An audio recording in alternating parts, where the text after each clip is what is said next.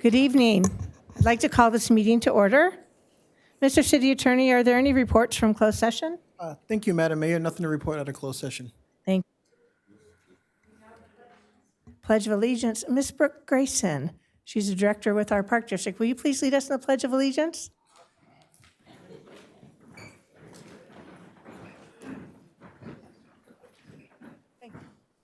Put your hand over your heart.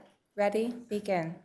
I pledge allegiance to the flag of the United States of America and to the republic for which it stands, one nation, under God, indivisible, with liberty and justice for all. Thank you. Thank you, Brooke. Roll call, please. Councilmember Ayala? Here. Councilmember Rhodes? Here. Councilmember Litzter? Here. Mayor Pro Tem Judge? Here. Mayor Kavanaugh? Here. Are there any items for agenda review? There are none, Madam Mayor. Thank you. I move that all resolutions and ordinances presented tonight be read in title only and all further reading be waived. Second. Call for the vote.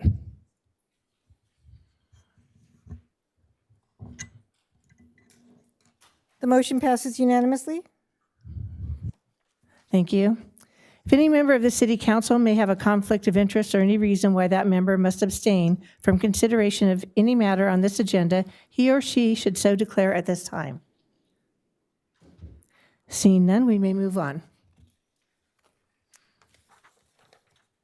Madam Mayor and members of the City Council, the first item on the agenda is item 2, public statements on appointments, special presentations, and informational reports. Madam Mayor, we do have 10 speaker cards. Thank you. Go ahead. I will call 3 speakers at a time so that you know who you follow. Joseph Dobrinsky, Perla McTarren, and Carla Costilla. Most of my comments are on the special presentations, and it's hard to comment on a special presentation when we haven't heard it yet. Is there any way that the agenda can be modified so that we can comment after the special presentations? The opportunity for public statements on special presentations happens prior to the items, so that if there are any comments that you have on any of those items, the council can take that into consideration should they wish to take any action on those items. So they have the opportunity to hear from the public prior to the item being presented. Or you can speak under item number 4, correct? I don't believe so. Is it 4? Public statements. It is 4, but the item that is in question is specifically under special presentations, which is why we have this section on the agenda, but I'll defer to the city attorney.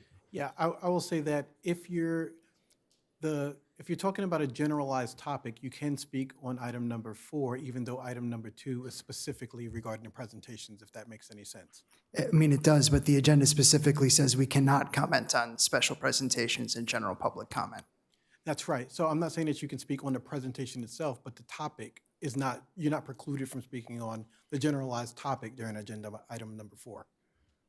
Okay, so this is me hoping, like, I hate to ask these questions out loud, but it was just weird to try to comment on a presentation that hasn't happened yet, but.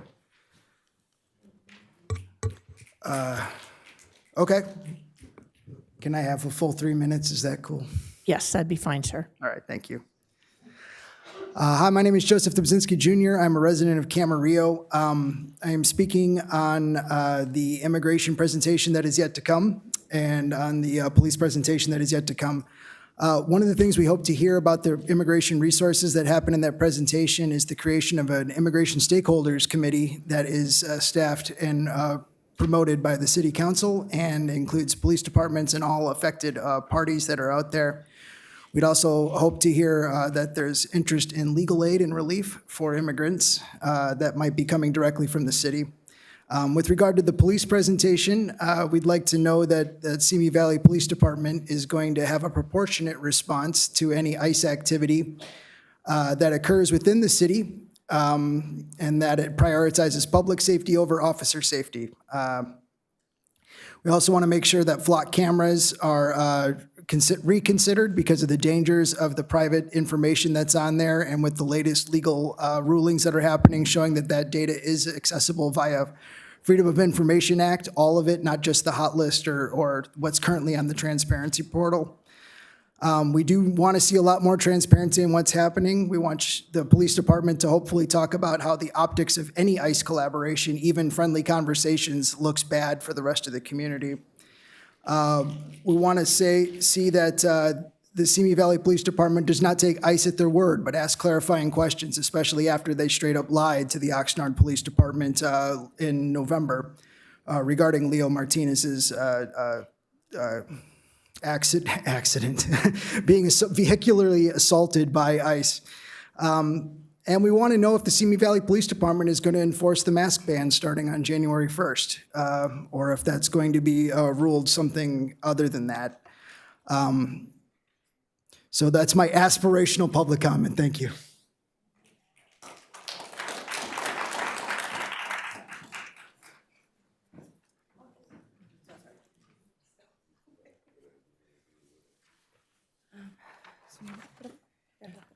Perla would like an interpretation. Did you find one, or I can go ahead and support? Yes, she Buenas can have- noches a todos. Mi nombre es Perla Terán.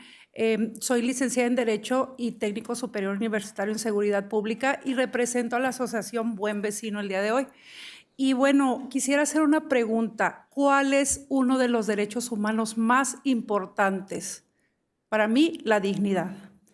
Entonces, el día de hoy quiero hablar sobre las violaciones de derechos humanos que se cometen durante las detenciones llevadas a cabo por ICE, que son numerosas, incluyendo el uso excesivo de la fuerza pública por parte de los agentes y los estereotipos utilizados para identificar y maltratar a las personas que están siendo detenidas con extrema violencia.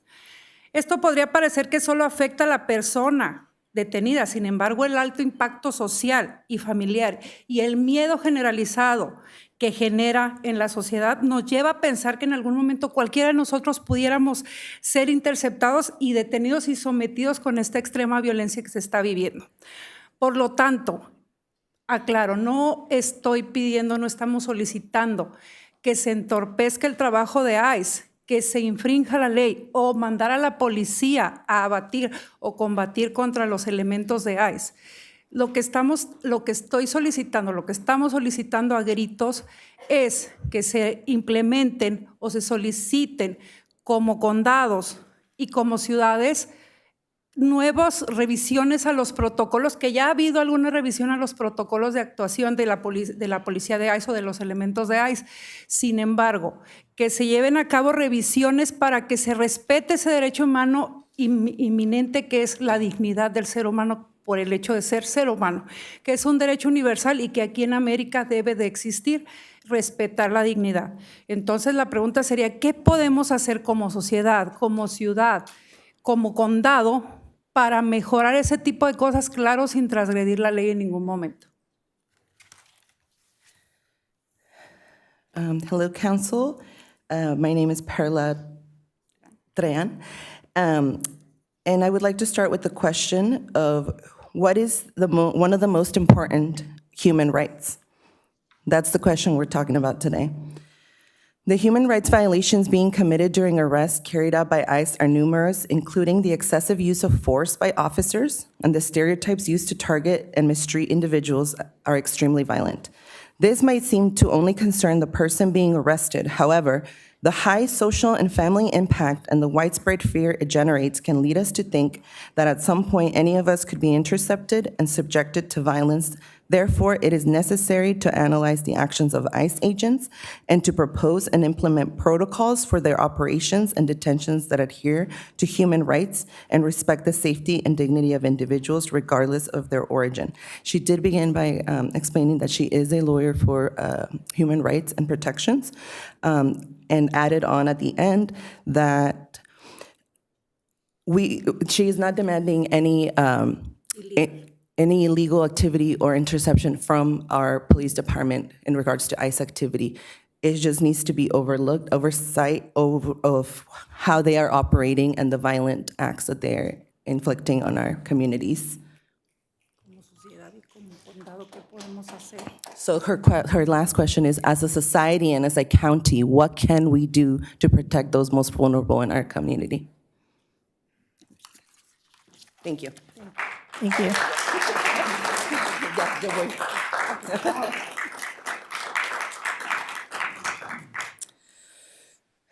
And then I'm Carla Costilla, the next speaker. Good evening. I am a resident of Simi Valley and a community organizer here, as you've seen me before. I want to first begin by acknowledging the people power present today. Thank you to all the people who have supported our vulnerable communities. We did this. Our perseverance and unity gave us the strength to demand acknowledgement and action from this council for half a year, and we are finally here. As you know, there are people in this city and in this nation that continue to spread misinformation regarding the ICE raids. These masked bounty hunters called ICE agents have used violence, intimidation, and abuse of power to terrorize our cities through racism and ignorance. I will remind you that Immigration and Customs Enforcement Agency themselves report that nearly 3 in 4, that's 73% of the people detained, had no criminal conviction. Nearly half had no criminal conviction nor even any pending criminal charges. Only 8% had a violent or property criminal conviction, and only 5% had a violent criminal conviction. This is not about getting the worst of the worst. It's ethnic cleansing. I would like to remind SVPD and this council of the incidents that have happened in our city. September 2025, as written by the Simi Valley Acorn, agents crashed into a residence during an operation to detain someone at a residential area on Deborah Street, putting residents' lives at risk. August 2025, as reported by Fox 11, U.S. citizen was detained outside of his Simi Valley place of work. You can look that up.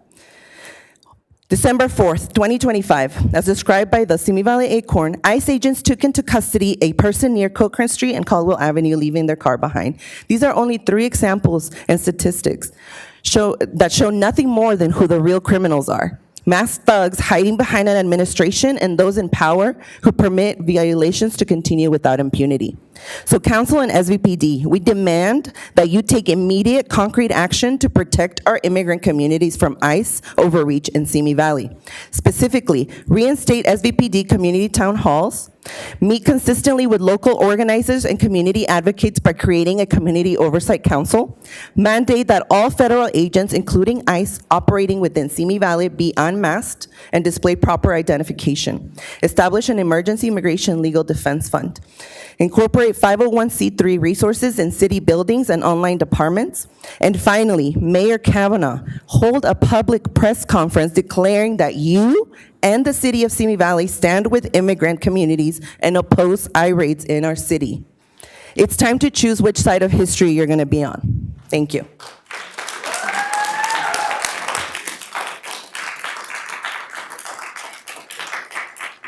The next 3 speakers, Andre McConnell, Jamie Sanchez, and Hannah Connor.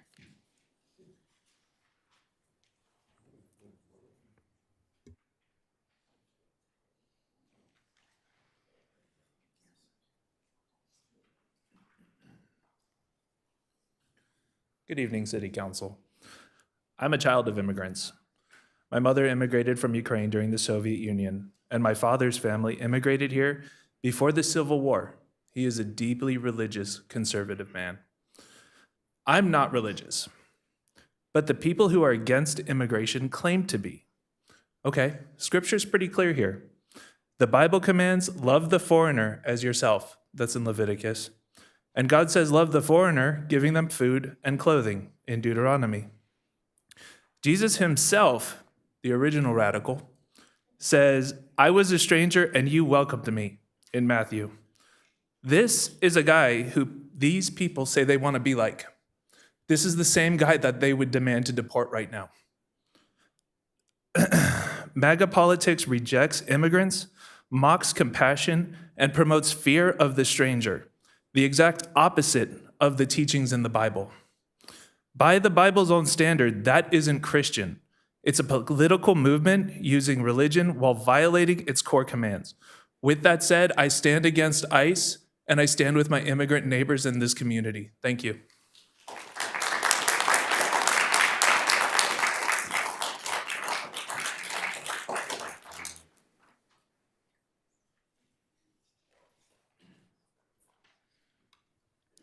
Before I begin, I'd acknowledge that we are a land historically sorted by the Chumash people. I keep this belief because respect is not a statement, it's a practice. Good evening, my name is Jamie Sanchez, a longtime resident of Simi Valley. I have stood at this podium over the last few months for different reasons. During that time, immigrant families in this city have waited patiently and respectfully and with faith for ICE-related concerns to finally be taken seriously and placed on the agenda. That patience should not be mistaken for silence or compliance. It has been patient, rooted in respect for the process, and respect for the belief that local leadership would finally listen. In that time, families have continued living with fear. Patients worry when sending their children to school. Workers hesitate before going to their jobs. Neighbors are unsettled by enforcement actions that feel sudden, unclear, and disconnected from the values the city says it upholds. California is moving forward with new laws taking effect in 2026 that recognize this harm. Laws intended to protect access to schools and healthcare, require transparency and identification and enforcement, and balance public safety with human dignity. So today, as the City Council addresses ICE-related concerns, I ask the focus be on respect. Respect for the humanity of our neighbors, respect for the community that has waited patiently to be heard, and respect for the reality that fear does not create safety. I'd like to end with a brief statement on respect. As a mother, I've taught my children that respect isn't automatic, it's earned through how we treat others and the choices we make.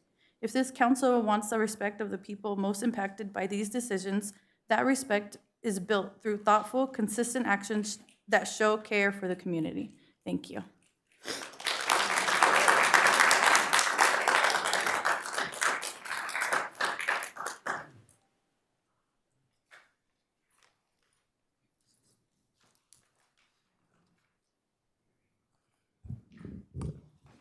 My name is Hannah Connor. I've been a resident of Simi Valley for nearly 30 years. I went to multiple schools in the city. I also did Girl Scouts here for 15 years. Simi Valley has a reputation. The cities around us call this place racist. Are they correct? Growing up, I didn't really see that reality because the people who are privileged generally don't see that. Now anybody who opens their eyes can see it everywhere. You all as elected officials have a responsibility to this community. People are afraid and they're looking for safety and security and strength, which is on you to lead us. You can look down at us from your chairs or you can stand with us. You have an opportunity to do that. If you don't stand with us, you're allowing for tyranny. The injustice that you ignore is the injustice that you accept. So what are you going to do? Our community is afraid because of ICE. ICE should not be allowed to roam free and attack our community members. We need more from our leaders, and we need you to stand with us on this.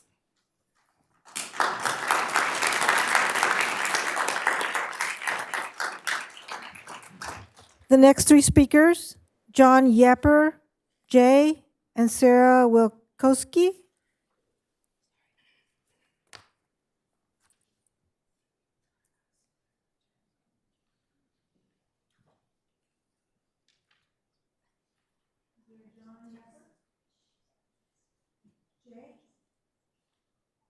Jay?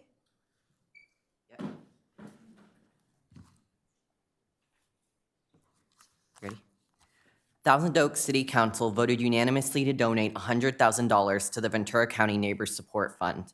Oxnard City Council approved up to $600,000 in matching funds over 3 years to support an additional VC public defender to help with immigration raids, and immediately joined the ACLU-led Vasquez-Perdomo v. Nome lawsuit created to challenge unlawful immigration raids. Santa Paula City Council unanimously voted to give $20,000 to Poder Popular, $10,000 to 805 UndocuFund, $10,000 to Food Share, and $10,000 to Community Action of Ventura County. Costa Mesa City Council launched an immigrant legal defense fund and updated the city's Know Your Rights resources. Carpinteria City Council provided urgent funding to immigrant support nonprofits, issued an official statement outlining their stance against ICE, and created a centralized webpage of resources for residents. Santa Monica City Council coordinates with legal aid and immigrant rights organizations, facilitates access to social, health, and economic support for those affected by ICE, advocates against indiscriminate, unjustified ICE operations, and is joining litigations against racial profiling. Goleta City Council adopted a resolution allocating $100,000 in funding to legal defense, mental health services, and basic needs to those impacted by ICE. Directed city staff to submit Freedom of Information Act requests to ICE for records in the city, directed city staff to track ACLU lawsuits, and called on the region's congressional representatives to advocate on behalf of their immigrants. Pico Rivera City Council unanimously established a legal assistance fund for residents who have been impacted by ICE. Culver City Council developed an emergency rental assistance program for those affected by ICE. Riverside City Council passed a resolution requiring ICE to identify themselves, set standards for the Riverside Police Department to operate from separately and to monitor ICE, affirmed data privacy protection for residents, and organized a public awareness campaign, as well as setting aside $50,000 in a legal justice fund. Paramount City Council launched an immigrant humanitarian services program to support residents impacted by ICE, providing food and essential supply delivery, housing and utility assistance, and Know Your Rights workshops. Santa Ana City Council created city-led emergency relief program Ayuda Sin Fronteras, Help Without Borders, provided an additional $100,000 in funding to support residents impacted by ICE, and approved an agreement to provide immigration legal services to residents facing deportation. They also ensured the Santa Ana Police Department does not assist ICE. Pasadena City Council formally supported two pieces of state legislation supporting ICE transparency and held a forum hearing from affected communities. Santa Barbara City Council allocated $500,000 in funding towards immigrant support services, filed a request for information from ICE, and publicly condemned ICE's aggressive, non-transparent tactics. Hillsborough City Council declared a state of emergency, voted unanimously to develop a grant program for small businesses, works with the Hillsborough School District to identify ways to support students impacted by ICE, paused automated license plate readers, and added more Know Your Rights information to their I'm city sorry, web. Jay, your time is now up. Thank you. Thank you.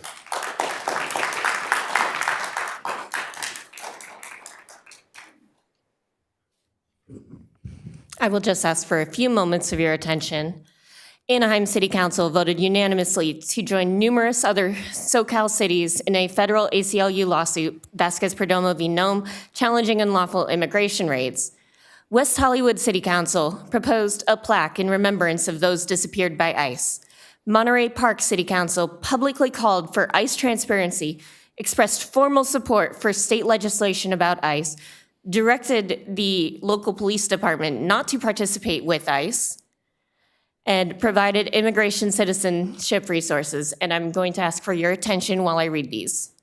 San Jose City Council voted unanimously for policies requiring visible identification of law enforcement, requires San Jose PD to inform the city manager when they respond to incidents involving ICE, will establish protocols to look into ICE impersonators, works with the city attorney to develop public policy prohibiting federal immigration activity on all city-owned properties, and approved $1 million in funding to immigrant defense organizations. Long Beach City Council created the Long Beach Neighbors Supporting Neighbors program to financially support immigrant families. San Diego City Council unanimously approved the Due Process and Safety Ordinance prohibiting law enforcement from discriminatory actions and collaboration with ICE. They require ICE to have judicial warrants to access areas of city-controlled property and require any entity receiving city funds to follow the same standards, and require multilingual Know Your Rights education across all city and city-funded sites. Chicago City Council created an online portal for residents to report violations of city law by ICE and demanded investigation into Chicago PD collaboration with ICE, including handing over relevant body cam footage. Woodburn City Council unanimously declared a local state of emergency, temporarily suspended flock surveillance cameras, directed $30K towards mitigating the impacts of ICE, and requested emergency state assistance. Evanston City Council unanimously adopted a resolution prohibiting use of city property for ICE operations, sends a PD supervisor to respond to and identify ICE activity, partners with the state and local agencies to report law violations by ICE, and officially calls on Congress to stop ICE from wearing face coverings. Boston City Council voted unanimously to back their mayor in a letter to the U.S. Attorney General Pam Bondi about ICE. Portland City Council tasks city officials with gathering information on how ICE is Operating in and surveilling their city requires the city to create a rapid response plan for immigration raids, requires the city to create an information hub about ICE activity, and encourages you're- separation between ICE and local PD. I'm sorry, your time Thank is you. up. Thank you.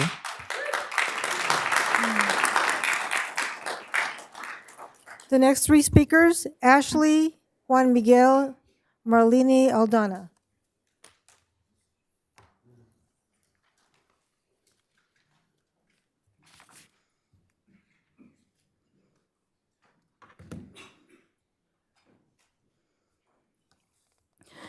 Good evening, City Council. To start, a word of thanks to Ayala for taking the first of what we assume will be many more steps towards a better future for all that call Simi Valley home, and for your willingness to meet and listen to all of your constituents. It does not go unnoticed. And also to Moore Park City Council for actively taking notes, unlike you, wanting to get the ball rolling, their volunteer work, and coming over to shake our hands and plan for the future with us.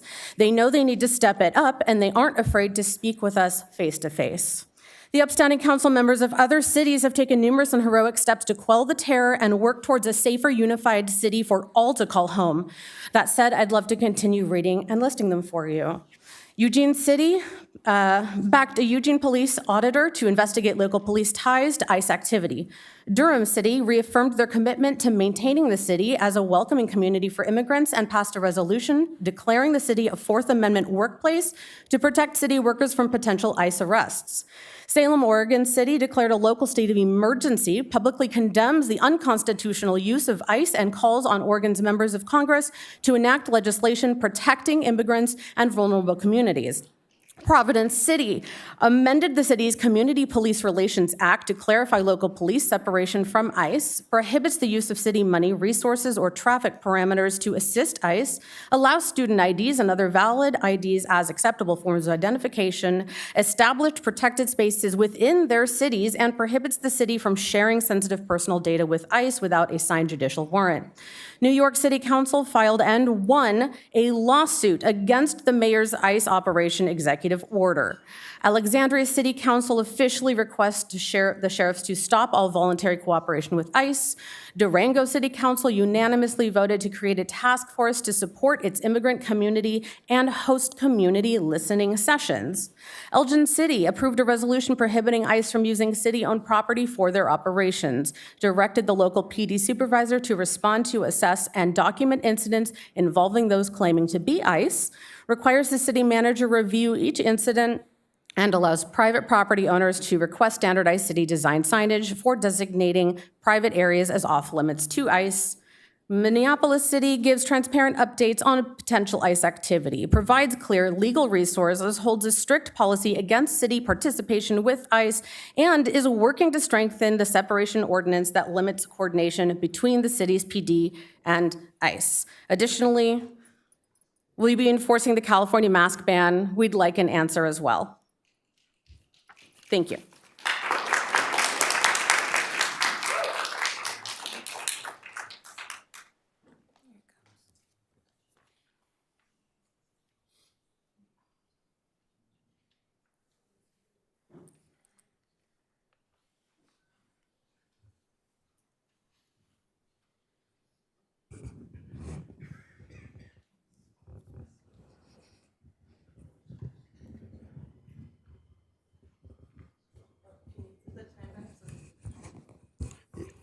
Can you reset the time, please? I was resetting up this. Thank you. Good evening. Thank you so much, everyone, for taking this item and discussing it in front of everybody. I will greatly appreciate it. As you guys know me, my name is Juan Miguel. I'm a concerned resident here in Simi Valley, and I started coming here in 2018 when something happened that you guys were doing it behind doors, something, and until you were caught doing it illegally and you have to do it again. We're coming at the same issue, and I'm glad that now it's been a little more transparent. Hopefully the outcome will be a little different than last time, and all what I ask is that you will please consider something as simple as you can pass an ordinance to ask ICE to uncover their faces, identify themselves, and have a license plate on their vehicle. That's very simple to do. You can pass an ordinance and you can do it. You have the power to do it. If you care about democracy, if you care about our people here, you can do this the points 1, 2, 3. Because what will it be for a republic without democracy? Would you like to have a republic that women weren't able to vote? Would you like to have a republic that there were slaves? Would you like to have a republic that only rich people can vote? I don't think so. You guys probably are not that rich. Might have some money more than I do, but you probably are, regular people that you care for this city as I care for this city.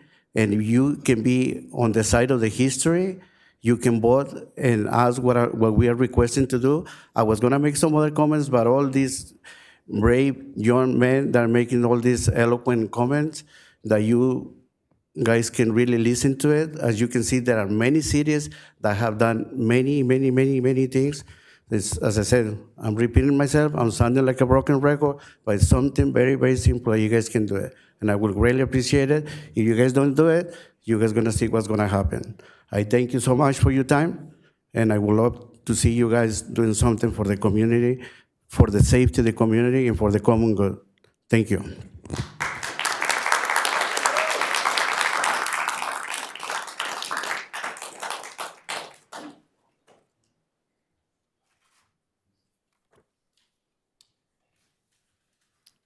Hello, my name is Marlene, and I'm here on behalf of a local organization named Buen Vecino.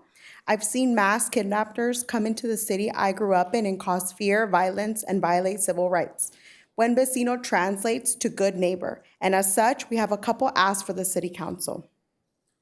Buen Vecino suggests the City Council to express the tragic, traumatic impacts immigration enforcement is causing to Simi Valley families, children, and businesses. Simi Valley residents want to hear that you all have empathy for the fear, stress, and constant threat and danger many of us are living with. You should take concrete steps that go further than information presentations. Enact policies to provide tangible protection from the violence and the civil rights violations committed by immigration agents. Research model policies that have been enacted in other cities to accomplish those goals. Buen Vecino is tracking these policies and is happy to work with the city staff to provide resources, identifying example policies that are in place in other cities that will make a real difference. Please take action on the suggestions now. The need is urgent. Thank you.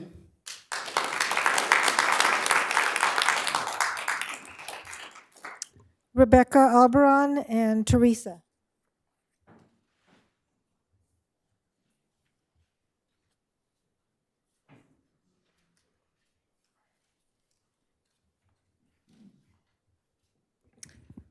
Buenas tardes.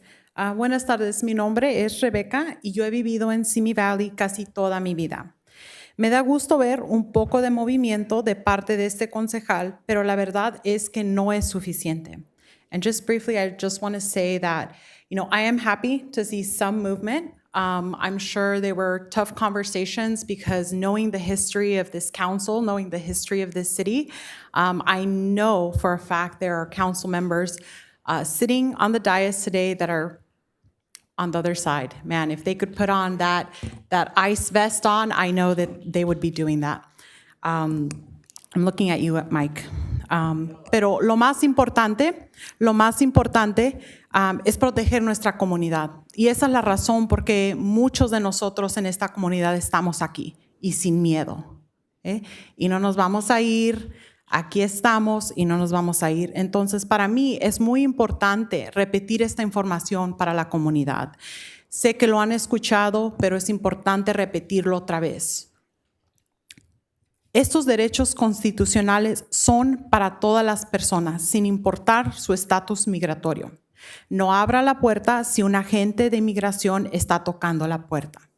No conteste ninguna pregunta de un agente de inmigración si él trata de hablar con usted. Usted tiene el derecho de mantenerse callado. No firme nada sin antes hablar con un abogado. Usted tiene el derecho de hablar con un abogado. Si usted está fuera de su casa, pregunte al agente si es libre para irse y si dice que sí, váyase con tranquilidad.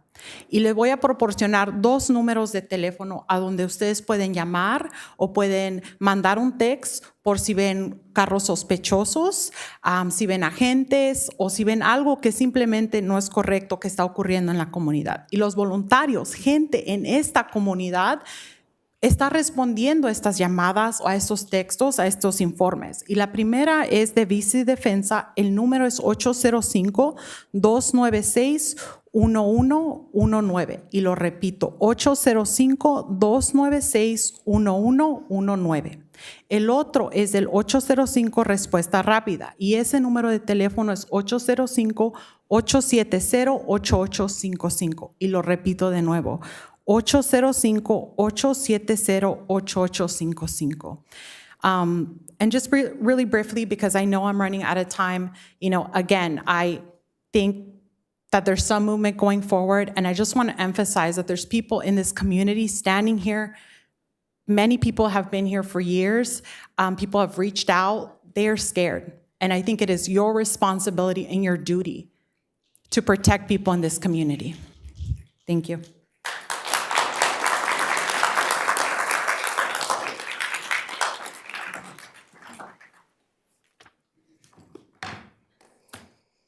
Hello. I'm here in support of ICE, and I'm in support of their protection, and they should do whatever, if wearing masks is what they need, they should be honored that ability to protect themselves and their family with people ousting them and doxing them. I'm also a mother of a Border Patrol officer that they have families, there's people that support them, and so should our officials. We are a nation of laws.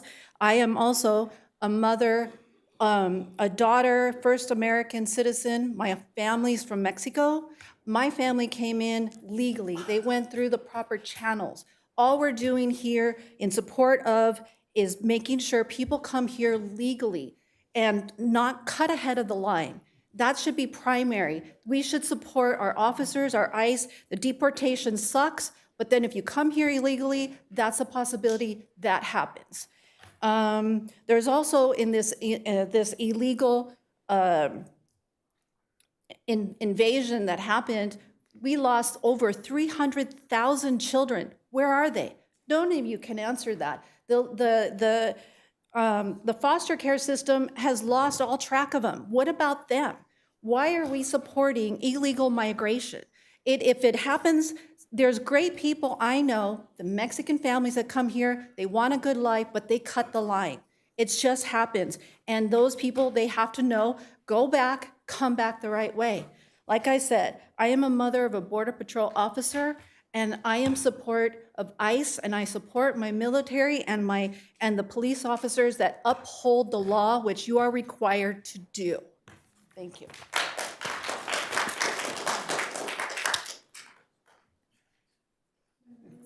Madam Mayor, that was the last speaker for item 2. Can I just say thank you all for being respectful of both sides? I really appreciate that from everybody tonight. Thank you. Go ahead. Madam Mayor and members of the City Council, the next item on the agenda is item 3A1, appointment of Mayor Pro Tem, Vice Chair, President Pro Tem,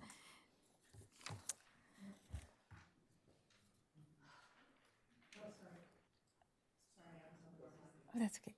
Mayor Kavanaugh and members of the City Council, each year in December, the City Council considers the appointment of Mayor Pro Tem and appoints a City Council member other than the mayor to serve as Mayor Pro Tem, as well as Vice Chair and of the District Authority and President Pro Tem of the Library Board of Trustees. It is recommended that the City Council, Board of Directors, and Board of Trustees consider the appointment to the Mayor Pro Tem, Vice Chair, President Pro Tem positions. This concludes the presentation. Thank you. Councilmember Rhodes. Thank you, Madam Mayor. I'd be happy to make a nomination.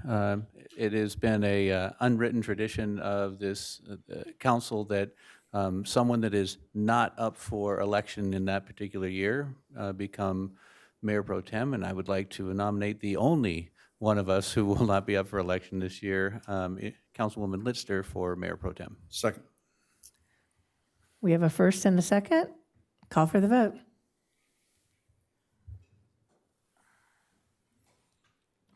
The motion passes unanimously. Thank you. Congratulations. Madam Mayor and members of the City Council, next on the agenda is item 3C1, presentation by Interface Children and Family Services regarding immigration and community resources.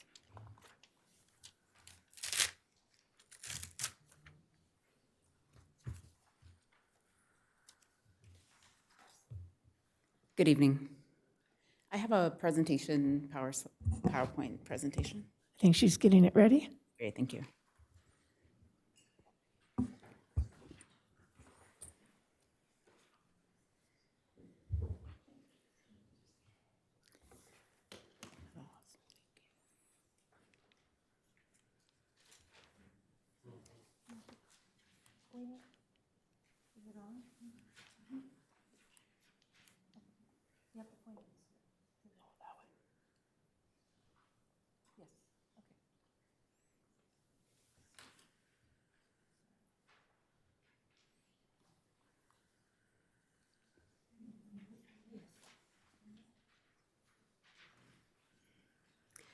I'll go ahead and get started.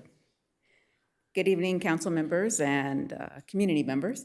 Thank you for the opportunity to speak to you today about the immigrant resources that 211 Ventura County has listed as part of the database that we keep record for the county and for all of the community members here. Before I discuss those resources, I just want to take a moment to remind everyone that Simi Valley, the city, the name of the city comes from the word Shemiji, the Chumash village that stood here for 11,000 years before European contact. The Chumash were the original inhabitants of what is now Ventura County, and many of our place names here in this county come from the Chumash. Port Hueneme, Saticoy, and many others. The point of that is to let you know that I believe every wave of newcomers here, Spanish, Mexican, Irish, Chinese, Japanese, Filipino, and today's immigrants from Latin America, Asian, and around the world, and even African Americans like myself, whose ancestors were brought here as slaves. We have contributed to building the Ventura County we all love today. Immigrants in Ventura County today contribute over $300 million in local taxes and work in many different industries. They're not just growing our food.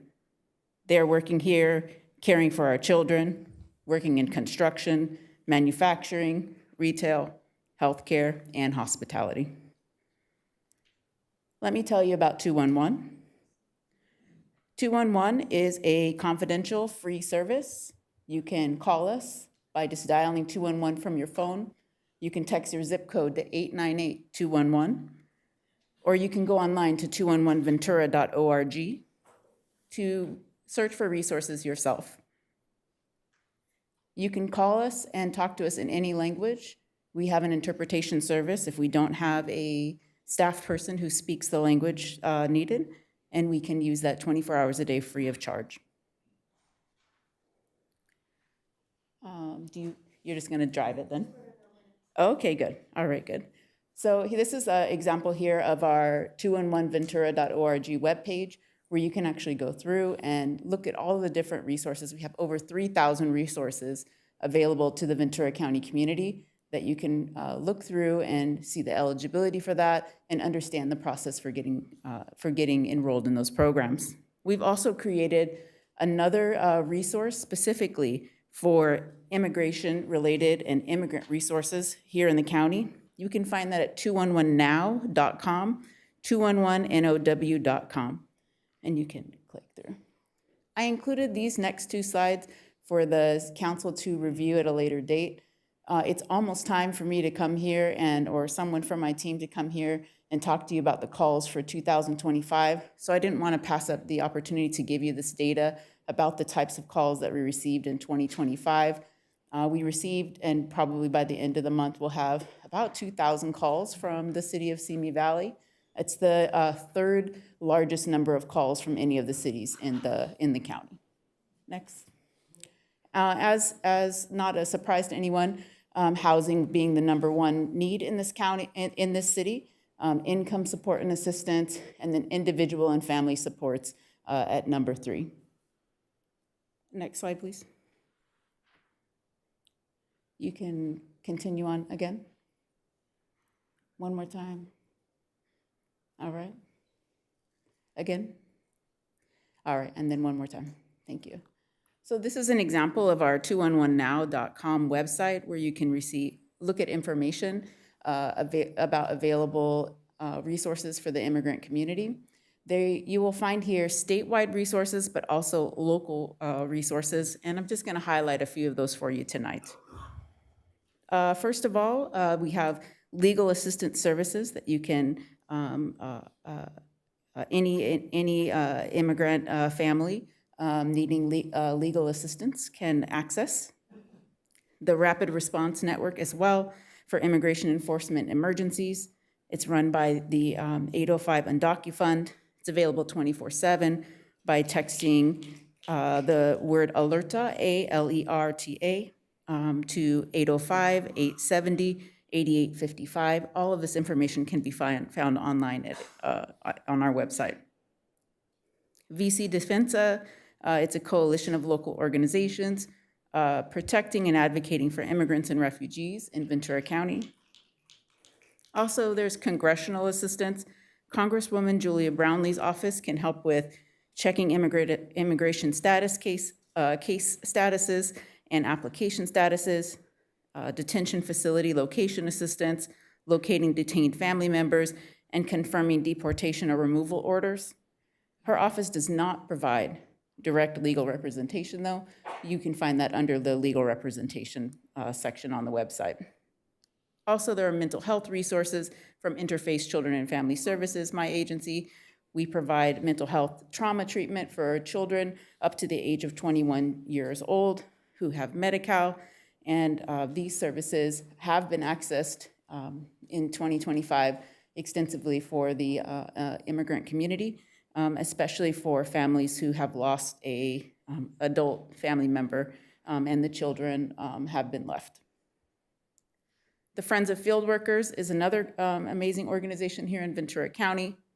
They are providing several different programs, including college scholarships, but also emergency response with financial assistance for families experiencing crisis situations, newborn baby support for families who are new parents and are needing resources for themselves or their child. They also do Know Your Rights trainings, and they have an immigration emergency fund that you can find information about on our website as well. We're also doing a community needs assessment, which you can find links for on our website. And this is for any Ventura County residents to let us know how the immigration enforcement, the recent immigration enforcement has been impacting themselves, their family, their peers, their neighbors, their coworkers. And this is a report that I have been putting together and sending around to local stakeholders, including the city of Simi Valley. Statewide resources we also have on our website, as you can see here is this example. We have statewide resources that are able to help with consular services, locating detained family members, legal advice and counseling. There's also the ICE online detainee locator. You can visit that at locator.ice.gov and search for someone who has been detained and in custody for at least 48 hours. You can also, on our website, find a link where you can download and print off the red cards, which have Know Your Rights information available for immigrants should they need to have something in their wallet that gives them a wallet-size explanation about their constitutional rights during immigration encounters. Also, there is the Family Preparedness Planning resources from the ILRC. We have family preparedness plans.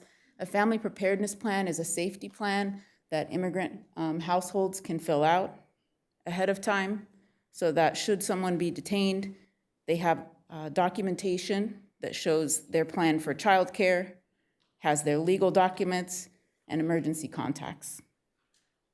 Also, the California Court Self-Help Guide is here, and it has information about the legal forms and childcare authorization.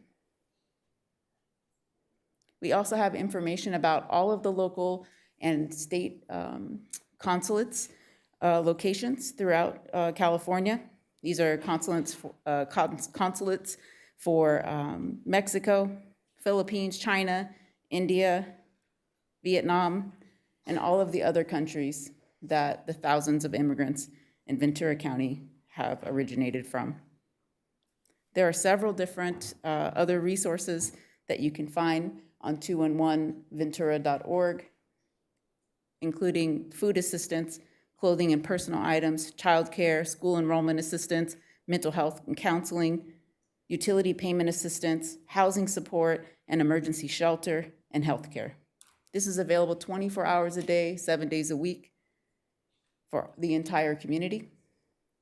And I just want to emphasize that we're here for everyone, regardless of immigration status. The immigrants of Ventura County are dear community members, and I'm glad that my organization and program is here to serve them. If anyone has questions, feel free to reach out to me at any time, and I'd be glad to talk to you. Thank you so much for your time. Thank you.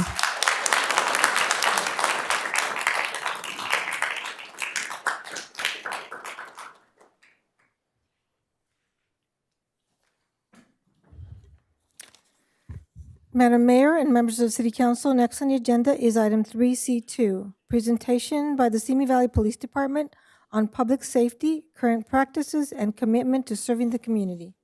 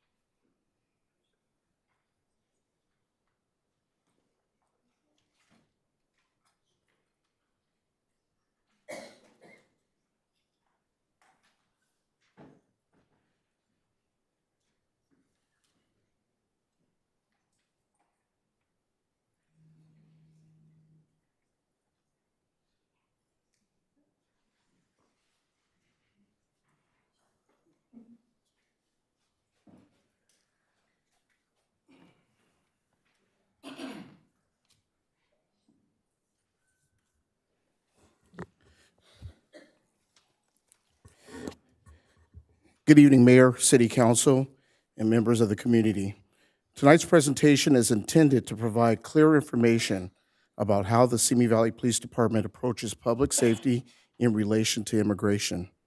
My goal is to share our current practices, explain the laws that guide our work, and answer some of the questions we've received in the recent months from the public. This overview focuses on safety, transparency, and ensuring residents understand what our officers do and what they do not do related to immigration.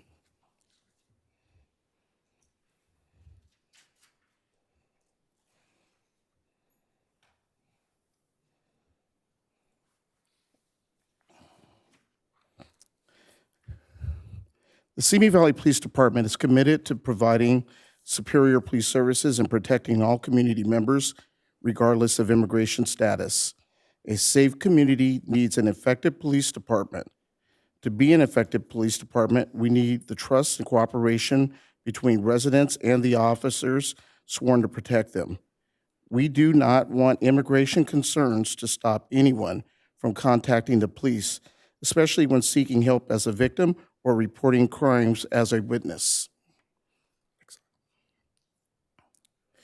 To maintain public safety, comply with state law, and protect the rights of all community members, the police department follows the policies and procedures shown on the slide related to immigration enforcement.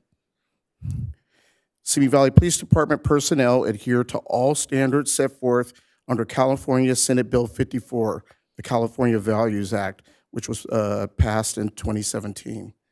The core purpose of the California Values Act is to ensure effective policing and to protect the safety, well-being, and constitutional rights of the people of California. The legislation strictly prohibits local law enforcement agencies from engaging or participating in immigration enforcement. It is important to note that Simi Valley police officers do not use ICE officials as interpreters, and we do not arrest people based on immigration orders or other immigration holds. The California Values Act also governs how personal information can be shared for immigration enforcement. The Simi Valley Police Department uses the Flock license plate reader system, and Flock does not sell LPR data to third parties. In addition, the department's policies strictly prohibit sharing LPR or records management information with federal or out-of-state law enforcement agencies.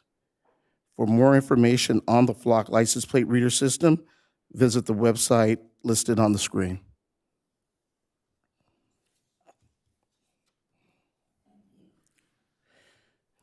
In addition to data sharing rules, there are also clear guidelines for how the department is notified in regards and responds when federal immigration authorities are in the city.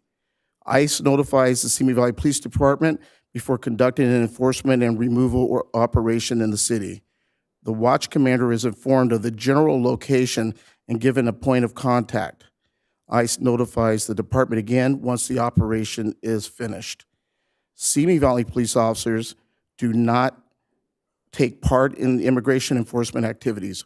Officers may only respond to urgent officer safety situations and only with the approval of a watch commander. Officers do not tow or impound vehicles on behalf of federal immigration authorities. If a vehicle is left behind, officers will try to locate someone who can safely take possession of it. If no responsible party can be found, the vehicle will remain secured at the scene as long as it does not create a safety hazard. If an officer is directed by the watch commander to respond to an ICE-related call, the primary officer will complete an incident report documenting the facts of the call, including times, actions taken, and personnel involved. Additional reports may be completed if needed. At incidents involving federal immigration authorities, Simi Valley police officers do not conduct searches, detentions, or other actions on behalf of ICE. When responding to a scene where ICE is present, officers make every effort to keep an appropriate distance and operate independently. If officers need to interact with a member of the public, for example, during a safety-related detention, they do so separately from ICE whenever possible. Next slide. Before closing, I want to share information on the state legislation and explain why the department must take a careful approach in responding to it. Regarding the new legislation signed into law by Governor Newsom in September, there is a significant concern that elements of these new laws may conflict with the Supremacy Clause of the United States Constitution. The Supremacy Clause states that when federal and local laws conflict, federal laws take precedence. There is currently a lawsuit related to this issue, and given the potential conflict and ongoing litigation, enforcement of these laws could put the city and our police officers at legal risk. As a result, we cannot take immediate action on this new legislation. We know that immigration enforcement has occurred in Simi Valley and that many people have shared concerns and questions. We appreciate your patience as we continue to navigate this complex area. As always, the city of Simi Valley and the Simi Valley Police Department remain committed to being accessible and responsive. That concludes my presentation, and I'm available for City Council if you have any questions. Any questions? No. Thank you, Chief and Assistant Chief.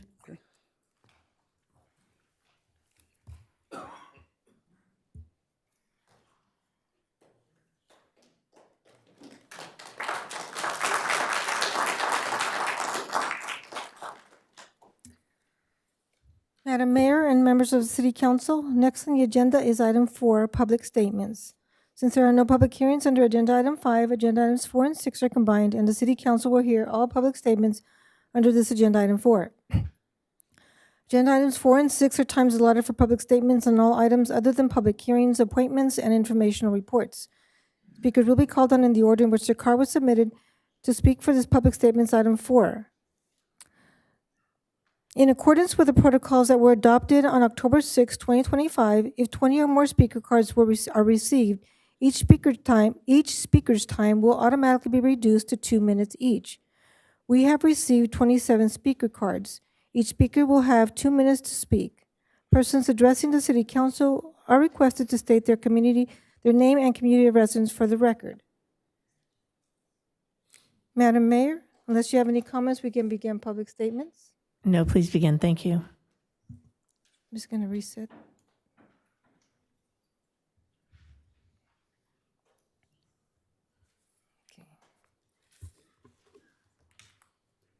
I will call 3 speakers at a time so you know who you follow. John Smith, Linda Bosley, and Wendy Meyer.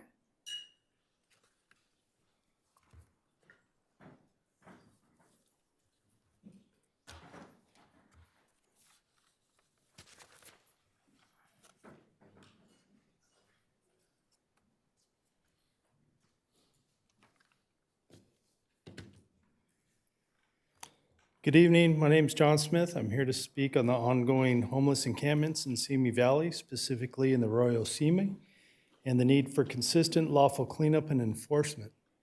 The current situation in the Arroyo Simi is unsafe for residents, first responders, the unhoused themselves, and the environment. We're seeing trash accumulation, human waste, fire hazards, drug paraphernalia, and damage to public infrastructure and sensitive habitat.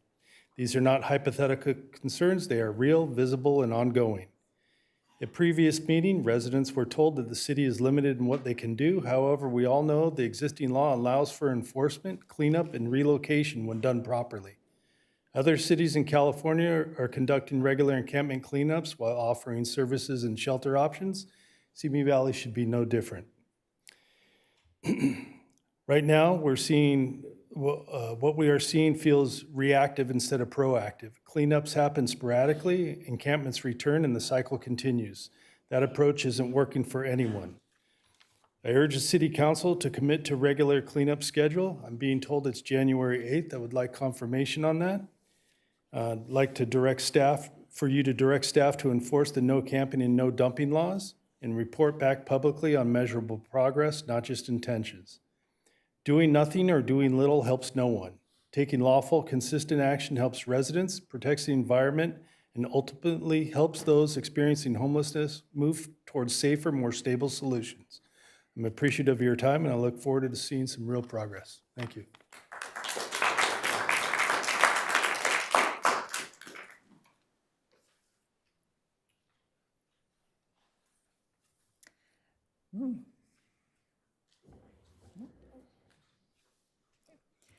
Good evening. My name is Linda Bosley, and I'm a resident of Villa del Arroyo Mobile Home Park in Moore Park.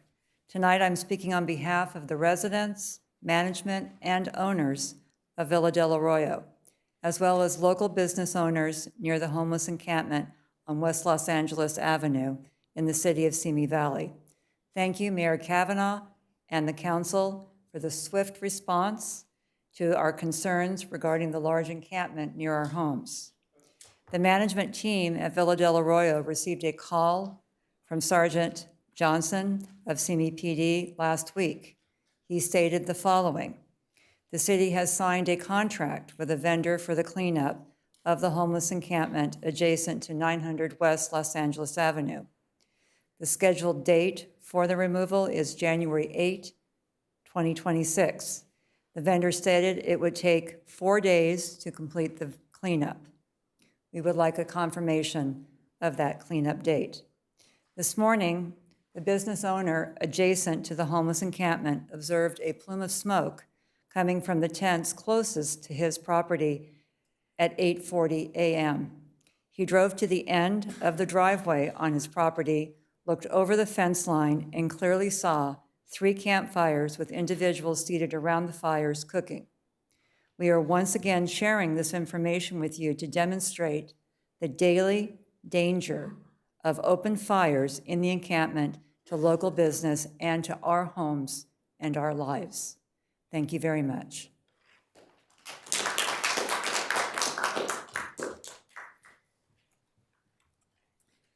Good evening, Mayor Kavanaugh, City Council members Rhodes, Judge Lister, Ayala, Manager Albright, and Attorney Ford. I'm Wendy May, a resident of Simi Valley School District teacher, and a volunteer for nonprofit Heartfulness Institute. Thank you for the opportunity to share a brief announcement. On December 21st, 2025, in recognition of United Nations World Meditation Day, Heartfulness is hosting a community event here in Simi Valley titled Inner Peace to Outer Peace, a community celebration of connection and unity. This gathering is rooted in a simple but powerful idea that peace in our community begins with peace within ourselves. What makes this event special is the collaboration behind it. We are bringing together service organizations, interfaith groups, peace-focused nonprofits, and community members, all with the shared intention of fostering unity, goodwill, and a sense of belonging. The organizations partnering with the Heartfulness Institute include International Cities of Peace, as Simi Valley is designated, Rotary International, the Center for Spiritual Living, Conejo Valley Unity of the Oaks, Simi Valley Seroptimist, Kiwanis Club of Simi Valley, Sonia K. Blake Gallery, Peacemakers Networks, and the Baha'i Community. The program includes a panel discussion, uplifting music, peace poetry recitation, and a guided meditation. The event is neutral, inclusive community gathering, and we welcome everyone. On behalf of the Heartfulness Institute, we invite Mayor Kavanaugh, the City Council, and the whole community to join us. Your presence would reflect Simi Valley's continued commitment to peace, unity, and community well-being. The event is Sunday, December 21st, from 2 to 3:30 p.m. at the Simi Public Library Community Room. Thank you for your time, your service, and for all you do for our city. We hope to see you on the 21st at the Simi Valley Public Library Community Room at 2. Thank you. The next speakers, Lori Woodley Langerford, Anthony Eason, and Alyn Eason.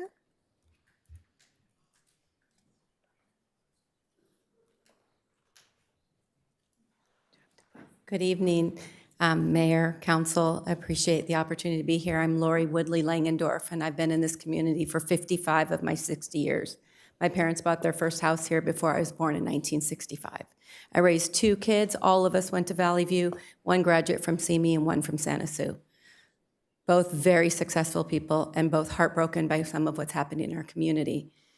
In mid-August, Mike Shaw, who I had just met barely, handed you all a book called SEL Muscle Mastery. I'm the author of that book.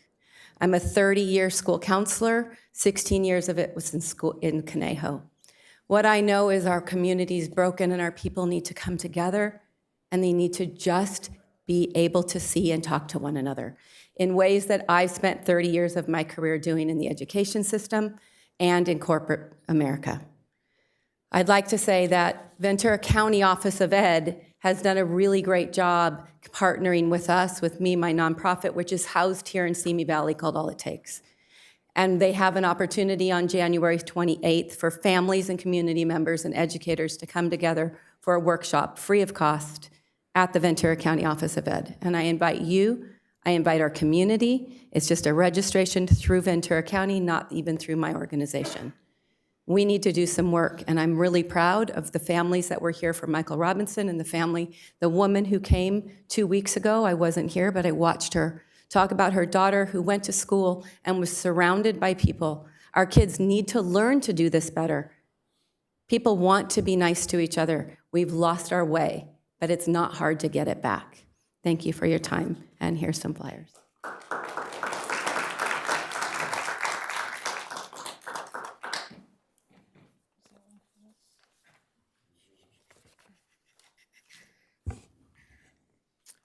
My name is Anthony Eason, and I reside in Simi Valley. This is my 10th consecutive City Council meeting I've attended. I believe I have been very consistent and have not wavered in my position that SCRs should be banned in the city. Various reasons have been stated to support that position. To my recollection, since November 2024, there have been only 2 comments given during public statements spoken at any city council meeting in support of STRs. One, a letter from a member of the Chamber of Commerce, read by another member, and the other a comment from a person who thanked the council for replying to their email sent in support of them. I believe it is time for the council to reach out to a resource they have, which to this point they have not decided to use. That resource is the neighborhood councils. Simi Valley Municipal Code, Title II, Chapter 3, Article 3, 2-3.302, Purpose states, the purpose of the neighborhood councils shall be to provide for public participation and involvement in city affairs and provide a mechanism for communication between the city council and the public. Staff's recommendation also includes receiving input from the neighborhood councils. The neighborhood councils should first be asked for input to whether STR should even be allowed or not. After that, if they are presented with a proposed ordinance, they should be given a chance to provide comments on that prior to any final vote. The council certainly could have asked the first question within the last 13 months. The council in August could have also asked staff to prepare a draft of a possible ordinance to ban to see what that might look like, as well as when to allow them. There has not been a vote to regulate or ban at this point. Both perspectives should be looked at with impartiality and with input from all available resources prior to any decision being made. Thank you. Thank you.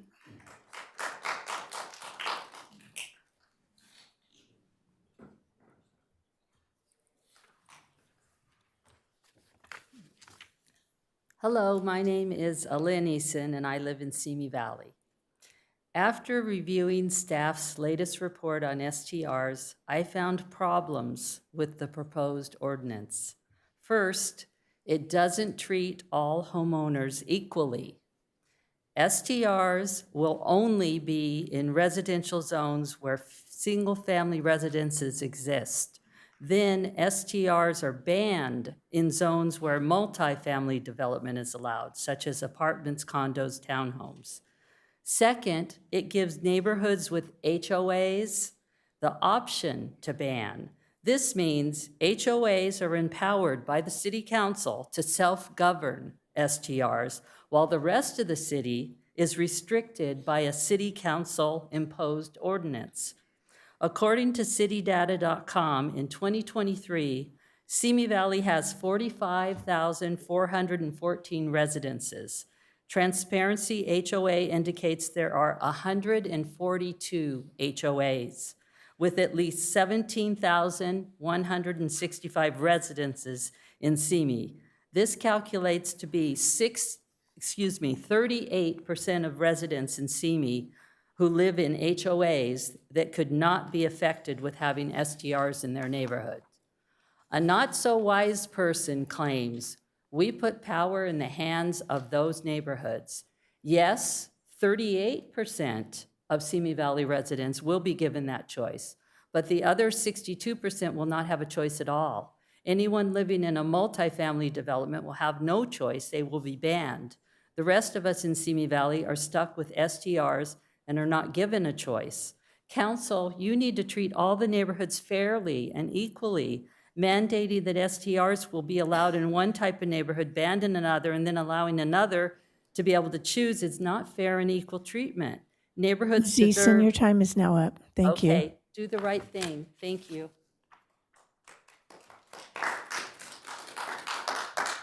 The next 3 speakers, James McGillis, Michael Shaw, and William Court.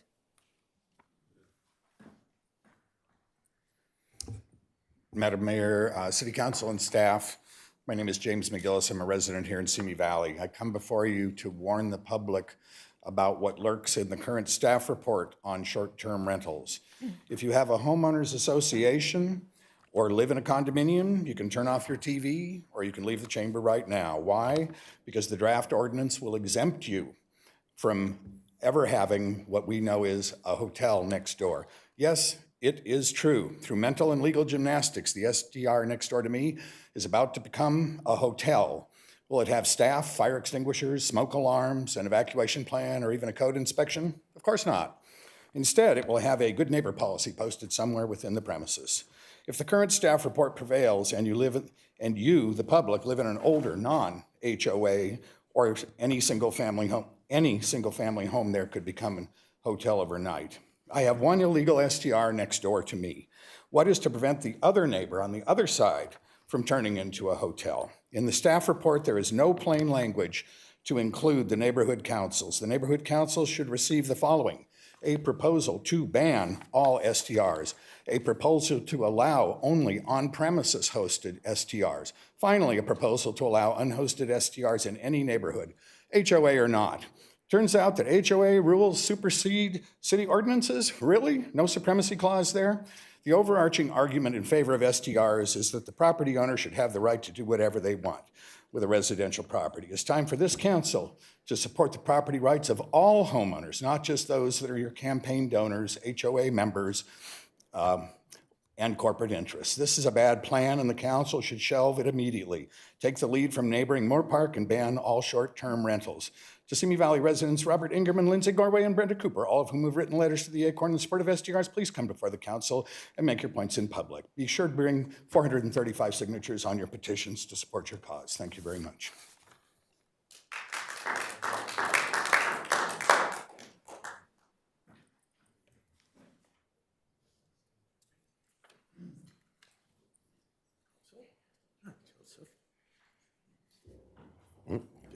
Go up.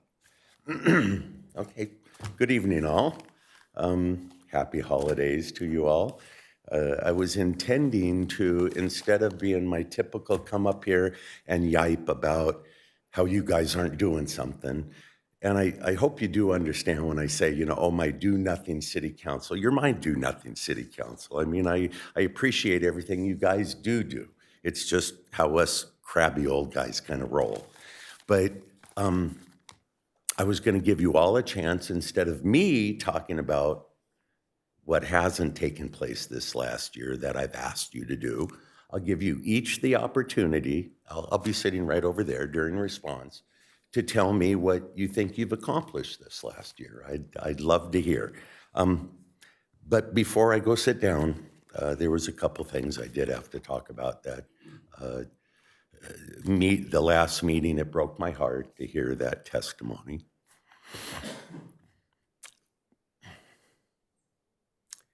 We're a loving town. We need to address the racism that's in our schools. We have to face up to it. I'm hoping next year, Mayor, that we can have a committee, have meetings, everybody involved. I don't know, you guys are smarter than I am, but we need to do something about it because it's tearing this town apart. And likewise, I'll be real quick. Did you notice we heard about all the encampment? And right here's Santa, and it's Christmas, and we're kicking all these people out, and where are they going? I don't know, but we haven't given any thought to that. Just let's get them out. But nobody wants to talk about what's going to happen to them afterwards. It is Christmas. Try and keep that in mind. Merry Christmas, all. I'll be ready to listen to you all.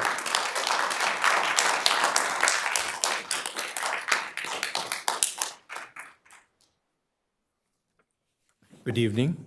My name is William Court. I'm from Simi Valley. I would like to talk about the wastewater treatment system. Okay, Simi Valley's wastewater treatment system is a critical public service, but it is also one of the city's most energy-intensive and costly operations.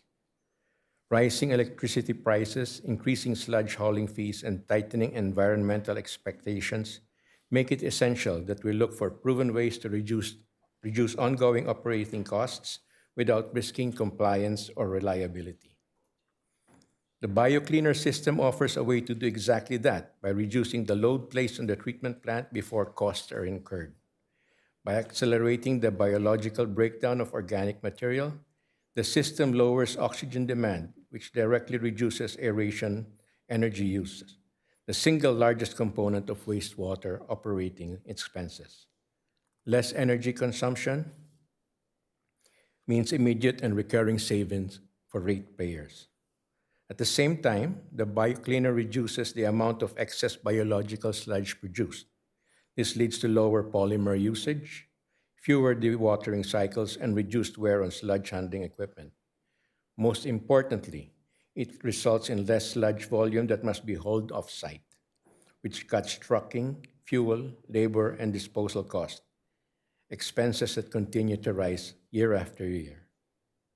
By reducing energy costs, minimizing sludge generation, and lowering hauling and disposal requirements, the biocleaner system addresses the three largest drivers of wastewater OPEX in a single integrated approach. This is not about cutting service levels.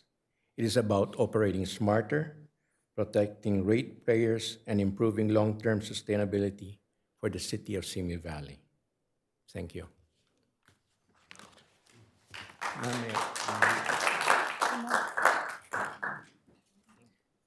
The next three speakers, Janet Murphy, Joseph Dubinsky, and Josh Marquez.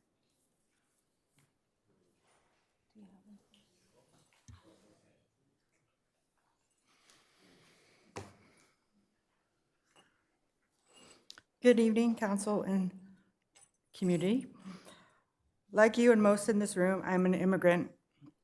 We stand on unceded land unjustly taken by Native tribes, often referred to as First People. Not long ago in our American history, colonizers attempted to erase and destroy Native people that lived on the land, that lived and coexisted with the animals and plants. They had a deep understanding of the natural world, even navigating the stars. The colonizers shot, burned, tortured, murdered these human beings simply because they were different. Nearly completing a genocide, they exiled the remaining Native peoples into fragmented lands. Thankfully, they could not and did not silence or kill the First Peoples. It is critical that we listen and learn from those that live today, that are alive today, to tell their stories of our brutal history. There is still a lingering influence of this supremacy and domination. It seems the mindset of the coloners persists among those who wish to inflict unnecessary trauma on our immigrant communities. We know that ICE is not targeting the worst of the worst. Instead, they are profiling people, particularly those with darker skin. They are arresting individuals at court hearings and appointments that are really trying to do the right thing. Each of you on this council were elected by the people to represent all the residents of this fine city, not just those who share your beliefs. Please listen to the suggestions here tonight and do something. Do something, please, please, I beg you, do something. You can hold beliefs in one hand and another belief and others' beliefs in the other, and it's possible to create a system that is fair for all people. I'm sorry, your time is now Thank up. you. Thank you. Thank you.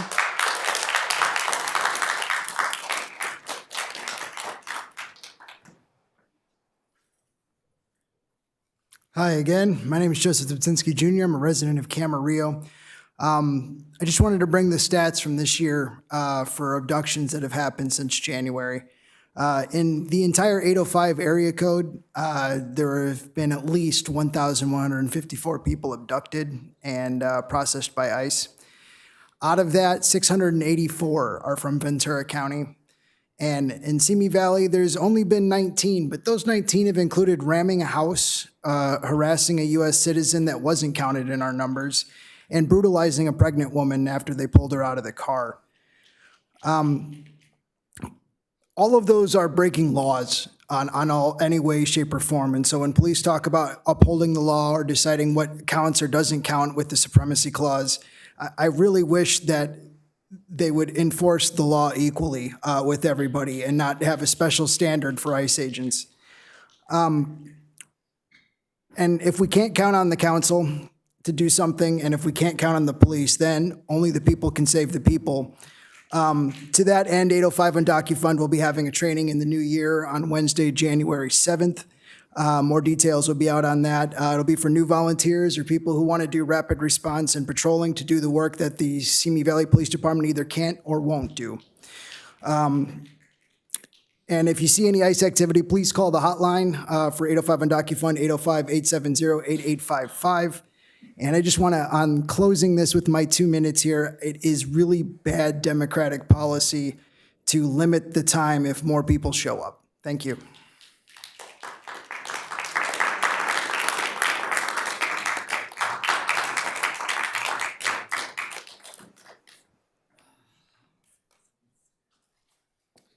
Good evening. I would like to just state that I want to be a witness and know it on record that our homeless situation, even though it's gotten a little bit better and they know what's coming, they're still moving in, and they're still, the hardliners that I've seen for the last 10 years are still running around. Example A, today, coming to this meeting, there were two guys pushing a big old cart, grocery cart, with stuff in it, and I almost hit the one because I was going around the turn. He was on a bicycle, helping push the cart, while the other guy was in the bike lane. Next, last week, I saw the person that was borrowing a bicycle from one of our neighbors, and then I tried to chase him down, but he eluded me and got away. So there's still robbery going on. Now, I have a lot of respect for the Simi Valley Police Department, but I can tell you this. I come into Simi Valley probably about 10 times a week, and I have yet, in the last month, seen more than one policeman running up and down that street, Easy or LA Avenue, whatever you want to call it, just driving there to see what's going on, because these guys are bringing in stuff still. I don't know. I think we should ask Simi Valley Police Department to, instead of doing maybe 3 shifts in Madera, maybe pull one of those and bring him into the, to run around the streets there and see what's going on. That's all I'm asking. I thank you, and I hope you all have a holiday weekend. And when you see the winds blowing, please say a prayer, because it almost happened the other week.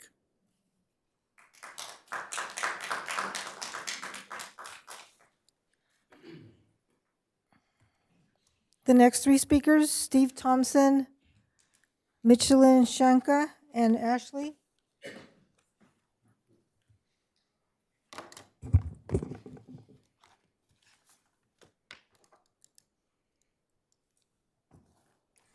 Hello, Mayor and City Council members. My name is Steve Thompson, and I've had a short-term rental here in Simi Valley for the last 4 years.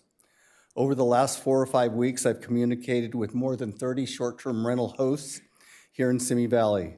Some of us had had meetings, and I have a pretty good understanding of what's happening with short-term rental hosts' standpoint. I did go to the website and saw the agenda for tonight, and I read the staff report that you have. If the council does approve short-term rentals, I understand that there will be regulations that need to be put in place. It is my understanding that there has not been a real big problem with short-term rentals in Simi Valley. So we understand that there's going to be the TOT tax, the 10% tax. That's expected, and we're happy to have that. As far as the TMD tax, the 2% tourism, I'm happy to have that also, as long as we get the same opportunities as the hotels do. So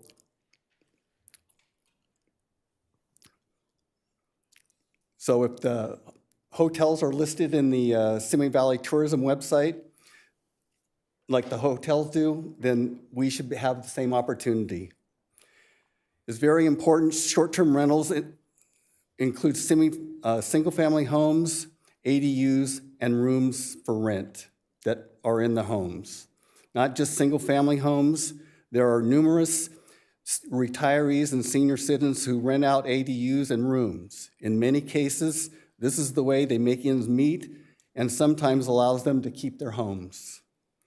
I understand there will be a need for permits, but permit fees should be reasonably priced because the retirees and senior citizens will be hurt by the high cost of large permit fees. Mr. Thompson, your time is now up. Thank you.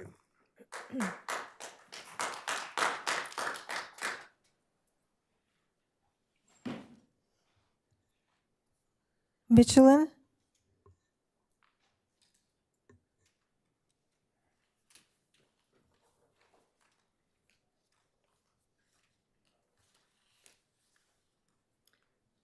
Thank you very much for having me this evening. My name is Michelin Shanka. I'm a member of our community whose family has been here since 1968. No matter where I travel, I find that people who know that I'm from Simi Valley used to say to me, "Oh, I've heard that's one of the safest places in California." I don't hear that anymore. What I hear is, "Are you still having problems with people who are being abducted by ICE, who are not going to school in support of their children, learning English if they need to, having come from other areas or wanting to improve their English. Their children are not going to school for fear of what they're seeing in the news, what they're hearing from their friends, and of course their fear from their parents of what might happen to them, whether they are in the country for one reason or another." I, as a citizen, come here also as an employee of Simi Valley School District. I work for Simi Institute for Careers and Education, and I think it's very important that our community knows that we do have an English as a second language resource. We have courses in person and online, and for those people whose families are not feeling comfortable enough to come to school, they do have that opportunity to learn English through an online course. We do have registration happening at this time. We do have our initial testing and registration happening January 6th through 9th of 2026. We have day and evening courses that are starting January 12th, culminating on May 28th, being held Monday through Thursday. And then in addition to that, our distance learning taking place January 16th to May 29th, which is also Monday through Thursday. Our facility is located at 1880 Blackstock Avenue, Simi Valley, California, 93065. And as a reminder, the school has been there for 90 years. It continues to offer opportunities in all areas. I'm sorry, your time is now up. Thank you.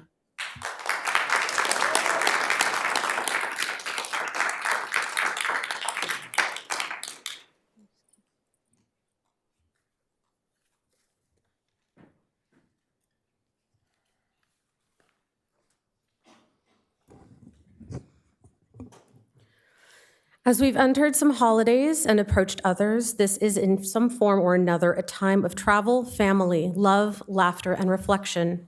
You may make words of thanks, say prayer, and make trips to your house of worship. You'll eat warm food, smile at your loved ones, and go to bed for the night. Then you'll wake up in the morning and do it all over again the following year. How privileged we are to have any of those things, as many of your people have none of them. Some of you up there behind me in these seats all over our community forums and in our streets not only take for granted what they have, but cheer on the pain, sorrow, and terror that others are experiencing and have the audacity to preach empty words of God. It's despicable and it's sacrilegious. 1,154 minimum have been abducted in the Tri-County region and 684 people minimum abducted in Ventura County. At least one man was picked up on Thanksgiving Day while you were all safe and comfortable at home. This is our reality. Hate runs rampant in this city. Do you see and hear the ignorance? It's mind-blowing and statistics don't lie. They're not grabbing violent criminals. They're picking up the people that make your food, they draw your blood, and they care for your children. And many of these people came here legally and are still being detained. They make money off of the misery of these good people, then say, oops, our bad, or surprise, we revoked your status. They're treated worse than criminals. They're denied food, water, and medical treatment. Many have become sick, and some have died. Is that who we are, that we would do this to people that came for a better life for their families? Criminals, a misdemeanor is the same charge you get for petty theft or basic vandalism. In the meantime, loved ones have no idea where they are, they've lost days to months or more of pay, and their families are struggling to survive. Some of them are children now tasked with being caretakers for even younger children, seniors in need of caretaking, and some of them never made it back home while you cheer it on and call them illegals. Make an immigration stakeholders committee, have Simi Valley PD make a more appropriate response to ICE than they did today, Sorry, your time and is fund up, legal Ashley. aid and relief for the impacted. Look Your inside time is up. yourselves. Please Are you respect worthy that. of God's love this holiday? Please respect their time. Thank you.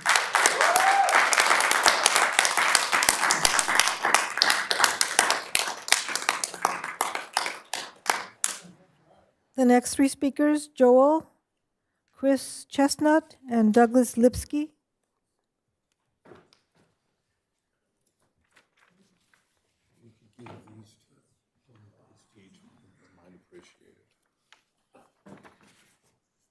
Hello, my name's Joel, and the reason I'm here is because we're going through a health crisis in Simi Valley, Ventura County. There's a substance called kratom that's being sold in every vape shop and gas station.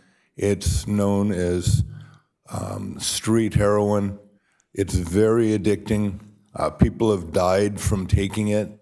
There's no regulations or licensing for it. LA County Public Health just last week banned the sale of it because 6 people died from it. So I just want everybody, all the council members, to do some research on kratom and take some action, because this stuff is not only addicting, they say it's 10 times as addicting as morphine. So it's a public health crisis, and people all over the city are being affected by it, and we can't have it go on. So if there's anything you could do to have an emergency ban on kratom, that would be great. It's KRATOM. I know they sell it all over the city. At Wildside, they sell it at different vape stores. Every vape store has it, and they take your money and they smile, knowing that they're selling you something that people are having problems with or dying from.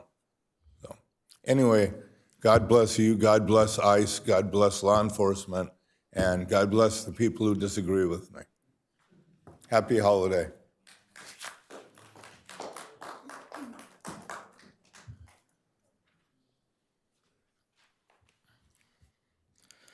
Council, I'd like to thank you for recently making immigration enforcement information resources available on the city website, as well as these agenda items tonight. However, respectfully, that's just the first steps of what can and needs to be done. I suggest an ongoing immigration forum with local experts in related fields addressing these issues so our city can adapt and evolve to the ongoing situation as needed. And I ask again that you start implementing some of the policies other cities have already started doing to protect our immigrant neighbors. Now, I want to make something very clear. No one in this room would be complaining about ICE activity if they were actually going after the rapists, the murderers, the child kidnappers, human traffickers, fent dealers, or MS-13 cartel members that our current administration promised. That's not the reality of the situation. What we are seeing is our good neighbors being racially profiled and swept up in these raids and having their basic constitutional rights stripped away from them. Every day, people such as restaurant workers, gardeners, construction workers, day laborers, nannies, street vendors, etc., are the ones who they are targeting. According to tracereports.org, 73.6% of those detained by ICE have 0 criminal convictions. This is an increase from the 70.5% of non-criminals I mentioned a couple months ago. The unjust overreach of this current administration could not be more clear. Now, I believe in the Statue of Liberty as a lasting symbol for American values, and she says, "Give me your tired, your poor, your huddled masses yearning to breathe free." I believe in those words, and I believe in the words "with liberty and justice for all" that we all just pledged our allegiance to. So I ask, do any of those words hold the same value to you while large groups of our communities continue to live in fear? We demand you do more to protect them. Stand with your immigrant neighbors now.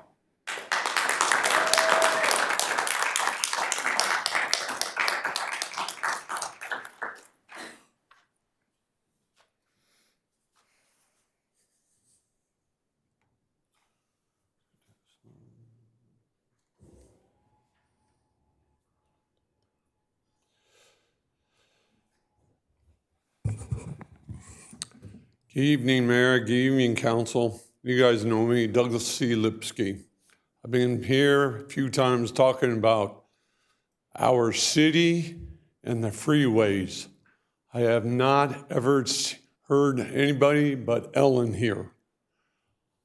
I would like to hear from somebody after today because tomorrow I am meeting the city manager.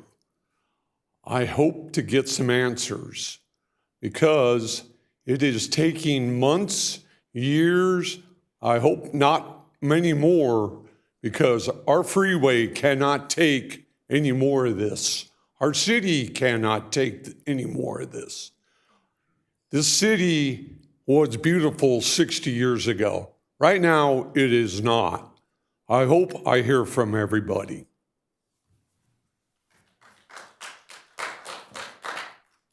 The next three speakers, Sarah, Nathan Ivinson, and Robert Fox.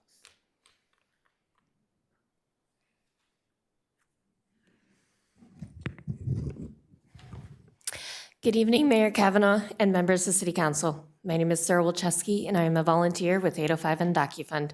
I'd like to start by thanking Councilmember Ayala for proposing the forum that we had this evening and for his courage and leadership this year.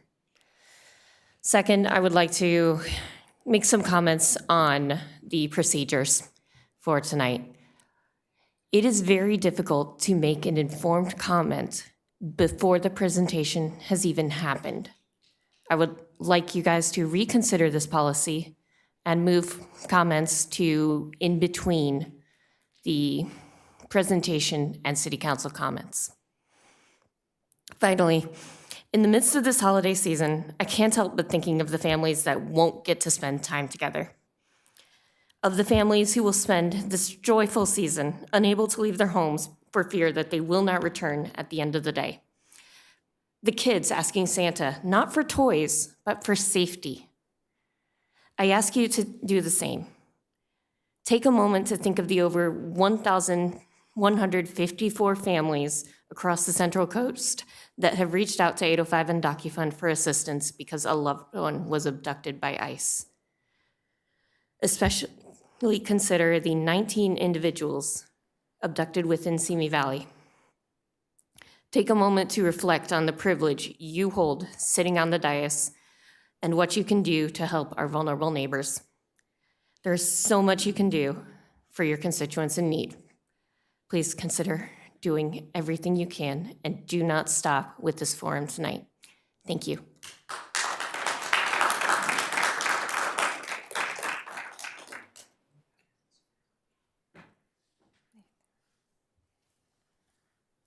Hi, my name's Nathan Evenson. I'm a resident of Indian Hills.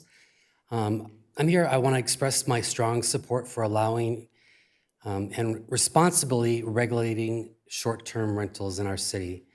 As both a resident who has a STR on my property and someone who values the vibrancy of our community, I believe STRs can be a positive force when managed with clear, fair guidelines. Short-term rentals contribute significantly to our local economy.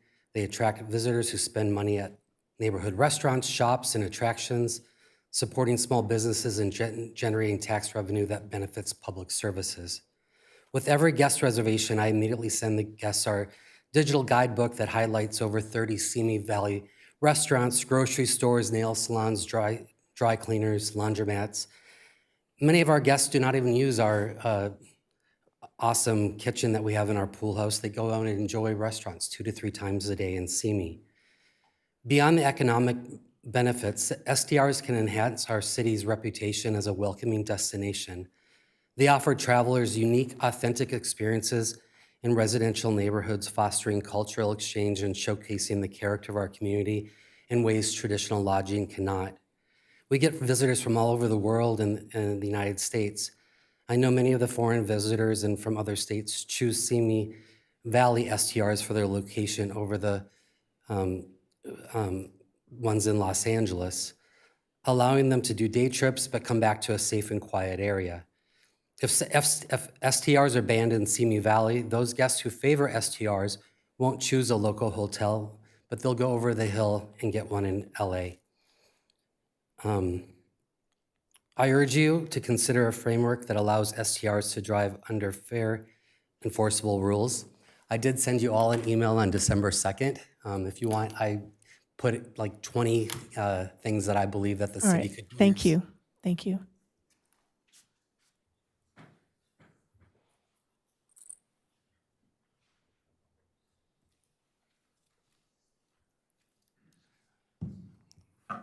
Good evening. My name is Robert.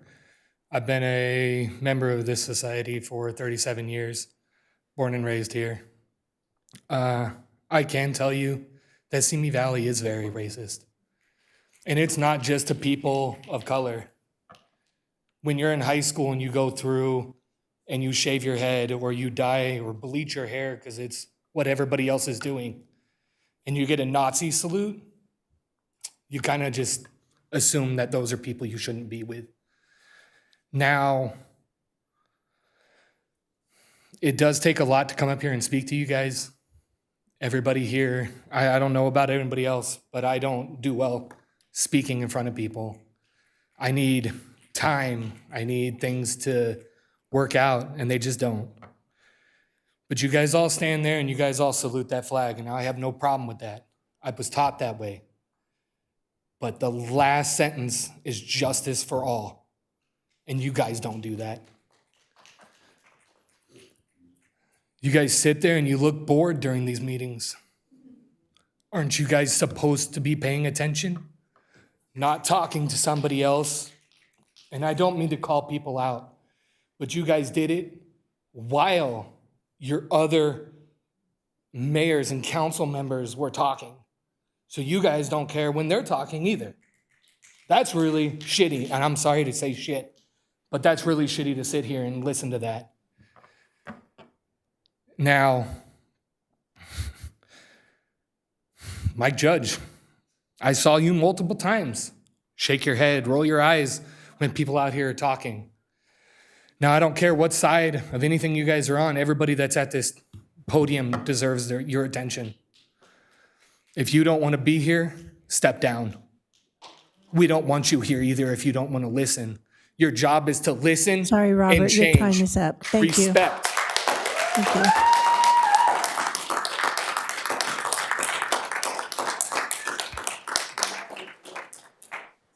The next three speakers, Ken Hurst, Guy Gloss, and Aaliyah Ewing.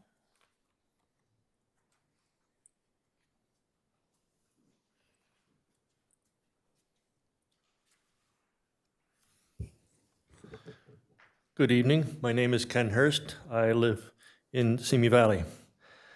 Thank you, first of all, for having a meeting with several of us from 805 Undocky Fund a couple weeks ago. We're looking forward to information about how and when those meetings can become a recurring meeting. I looked over the information on the city website for immigrant community.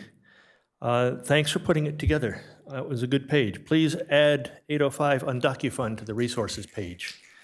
805 can help families of kidnapped members of our community with financial and legal and other resources. Also, thank you for putting together the presentations, having the presentations earlier tonight. And also, Officer Purcell, I think, was the person at the last meeting who turned me on to the city's webpage about the use of flock cameras. That helped quite a bit. I've shared that within our community. I hope that the Simi Valley Police Department will respond to ICE incidents. I paid attention during Chief Shorts' presentation, and I'd like to talk with him about that. We have found, for example, that the incident reports that were filed by the Oxnard Police Department were very important in countering the blatant lies put out by ICE about the incident with Leo Martinez. Also, many of the charges of people down in LA have been dropped due to untruthful reports by ICE agents. The eyes and narrative of the Simi Valley Police Department can help our community understand the truth if and when something goes sideways. And in closing, please consider joining other Ventura County cities in supporting the Legal Defense Fund to ensure due process for everybody.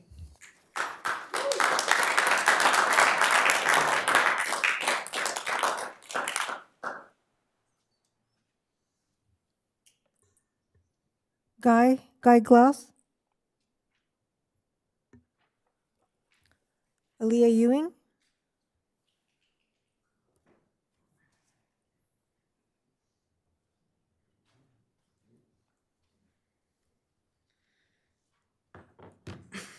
Over the last few years, I've seen and experienced people getting arrested, not for breaking the law, but for annoying police officers. The charges were dropped, of course, due to lack of evidence, and any lawsuits against the police department were paid out of our tax dollars.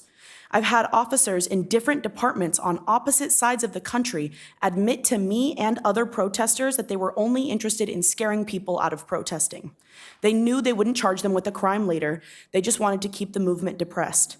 This is not new. Colonizers took their violent playbook straight from the medieval times. If you don't believe me, you can take a history class or read a book. Many of us here could give you recommendations. Governments rise and fall all the time. What gives a government power is the people, whether it's by voluntary support or force. If white Westerners' ideology of colonial rape and violence were natural ways to live, they wouldn't have enslaved millions of people in the last 500 years to defend its existence.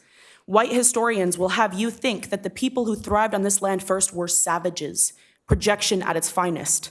The colonizers who came here in the 1400s saw the beautiful, natural, harmonious way people lived in sync with earth and saw that communities had successful farming techniques, astronomical science far beyond the Europeans' comprehension, various writing styles with books on history and religion dating back thousands and thousands of years before the age of Christianity. They had advanced aqueducts, scented soaps, perfumes, makeup, glorious temples to our creators, and in-depth knowledge on the best birthing practices. They performed brain surgery, again, thousands of years before Europeans knew of existence of brains. So what we would like to know tonight is whether or not you support ICE's actions in Simi Valley.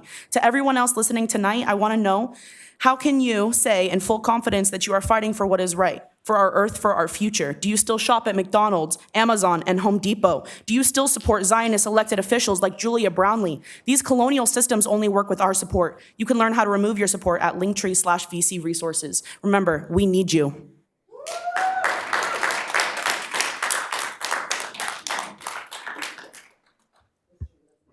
Richard Parini and Andrew Brody.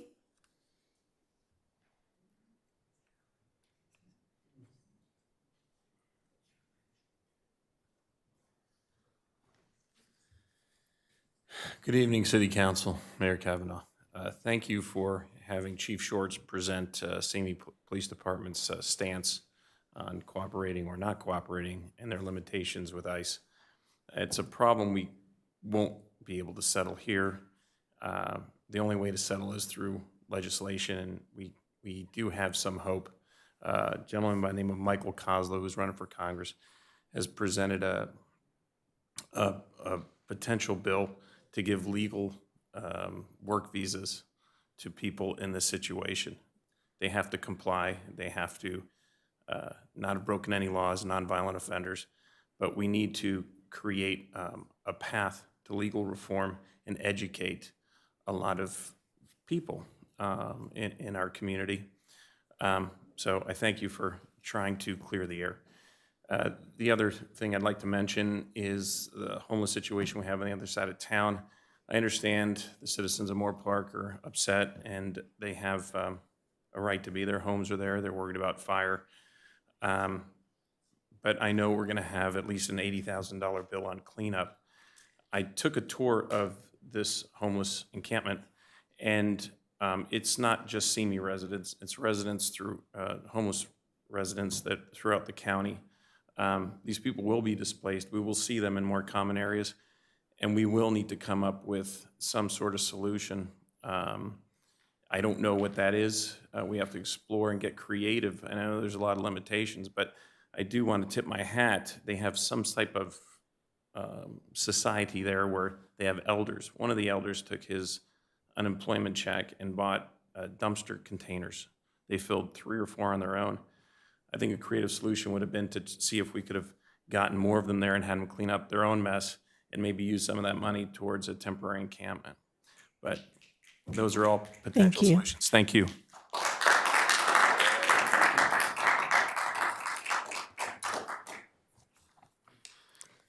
Good evening, Mayor, City Council. My name is Andrew Brody. I'm 65 years old. I've been living in Simi Valley since 1978, almost 48 years here. My wife and her family, almost 60 years. I've been a realtor in town for almost 40 as well. I've heard the opposition to STRs. I'm here to speak in favor of them. A lot of the folks that have come to speak have made some rather exaggerated statements, some without evidence. Some of these seem to be noisy residents from where the Poltergeist house is, which just seem to be the term NIMBY. Not that there's anything wrong with short-term rentals, just not in my backyard. When I was six years old, my father passed away. My mom used short-term rentals to come visit myself and my brothers because they were affordable. It was a long time ago. The short-term rentals have been around hundreds of years with different names, but they do bring revenue into the city. And as much as the people opposing them would like everyone to think that they're either homeless or transient or gang members, some of the city council has used them, and I don't view negatively the fact that you guys have used them.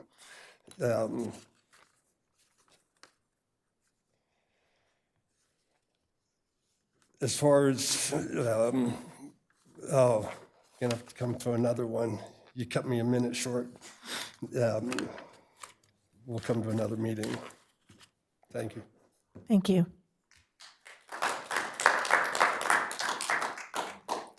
Madam Mayor, that was the last speaker. Next item on the agenda is item 4A, City Council comments regarding public statements.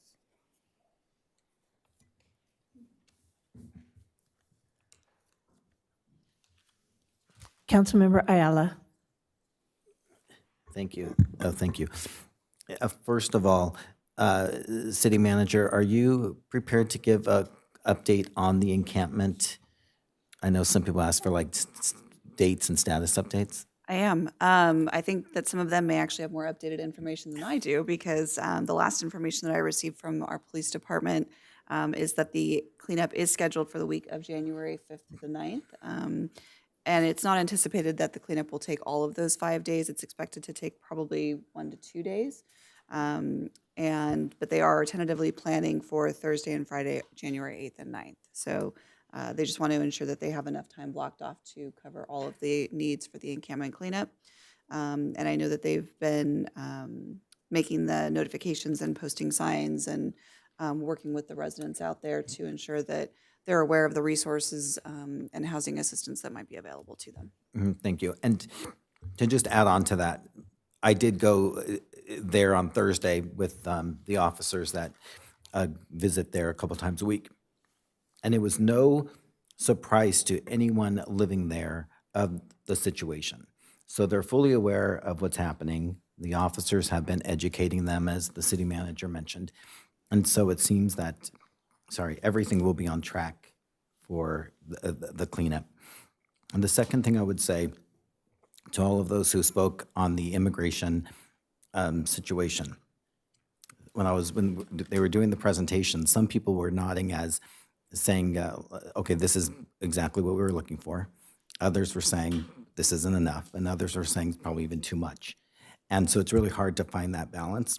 But what I would say is anyone who wants to chat with me afterwards, of course, or in a meeting or a phone call, you can definitely do that. And those of you who have done that with me know that there's really no time limit. We typically go after longer than we had scheduled, and it really is a better way to dialogue, because I know this is kind of frustrating where we can't respond directly to everything that you're saying. So reach out to me if you'd like to chat more.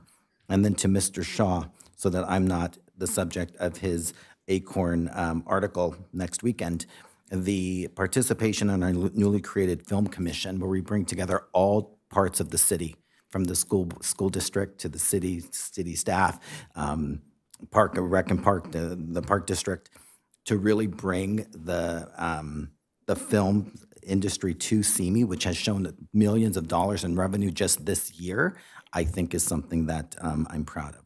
Thank you. Thank you. Mayor Pro Tem Litster.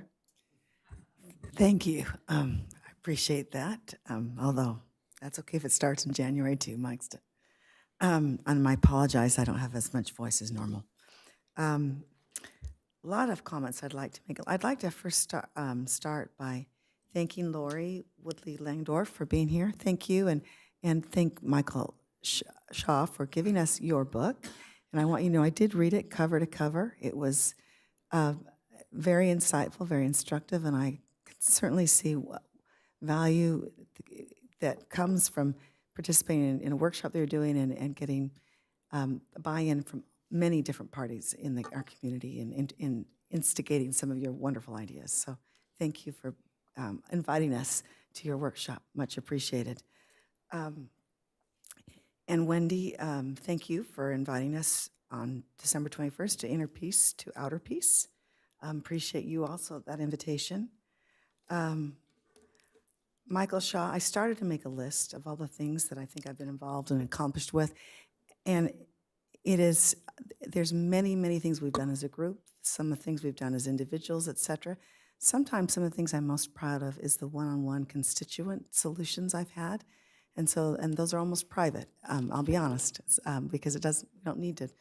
But I will tell you one of the things I'm excited about right now that's happening is you may remember that is actually happening as we speak, that the road work is actually taking place. It was not agendized, or it was not scheduled, but basically on Township, the road in front of the Islamic Center, when they came and wanted it to increase, basically it was discovered that there was quite a stretch that was owned by the city but had never been developed. And so right now, we now have parking taking place, so there's more safety for people attending baseball games, the Islamic Center and the church, et cetera, et cetera. So that happening right this minute is something I'm kind of delighted that we are getting that improvement in our community. I wanted to quickly, Mr. William Court, who talked about our biocleaner system for wastewater, I was curious whether we are using something of that nature. Maybe that's, if you're still here, maybe we could talk more, and I'd love to follow up with our waste management to find out if we are implementing some of what you're talking about. Thank you for those who've addressed both issues on STRs. I appreciate those who have with consistency showed up 10 times in a row, and appreciate your passion, and appreciate those also who are STR owners. Sorry, I hit my mic. Alina, I do agree with you that all need to be treated equally in your comments, and I agree that there's some issues if we are going that route with an equality, and so I wanted, I absolutely heard you. Obviously, well, and also I want one last thing, and then I'll get to immigration. Joel, who talked about Kratom sold in vape shops, that is very concerning, and I would love us to have just a look into it immediately and see if maybe we can have a temporary ban. I can actually address that. So I had asked the chief of police to look into that probably about a month ago. And we do already have some information on that. I can share that with the council.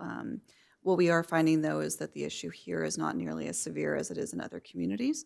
But I'll forward that information to the council members. I'd like to find more, because if it is as lethal as, I mean... If I can also just address your other question on the wastewater. Yes. We did receive some information from the speaker on that, and I'll touch base with the Director of Public Works to determine if that's something that we're already doing or if that is something that we would need to look into. Thank you. So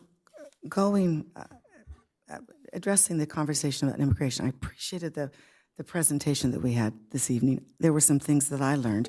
For instance, I did not know that 211 could take you directly to finding out where your loved ones are and if there's been some detention, et cetera. And so I was grateful to know that that was a resource. I will tell you that it is important that all humans are treated respectfully, period. And so that is what needs to happen.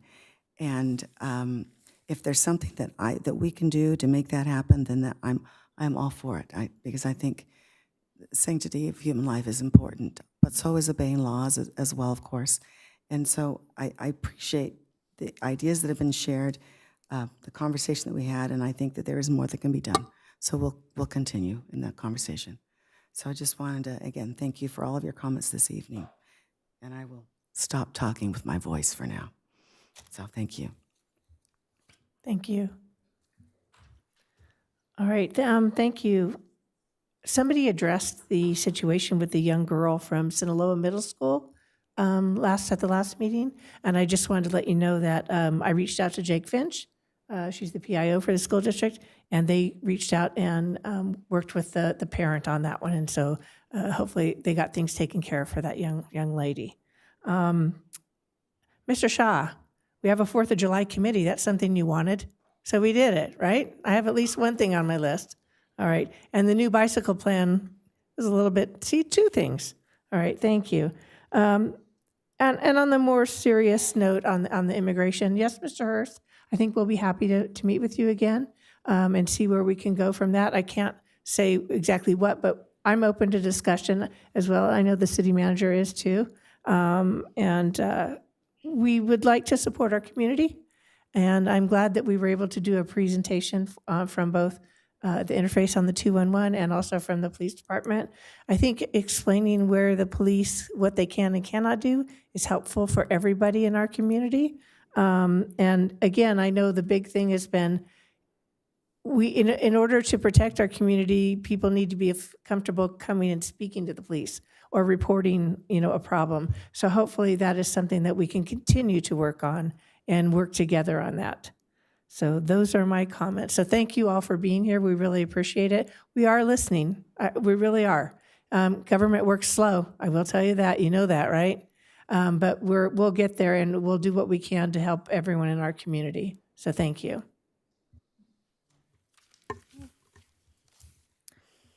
Madam Mayor and members of the City Council, the next item on the agenda is item 7, the consent calendar, and there's one resolution for your consideration this evening. Consent item 5, resolution number 2025-40, a resolution of the City Council of the City of Simi Valley reaffirming the findings made in resolution number 2016-10 pursuant to Government Code sections 4217.10 through 4217.18 and approving a First Amendment to the Energy Services contract with Optera Energy Services, LLC.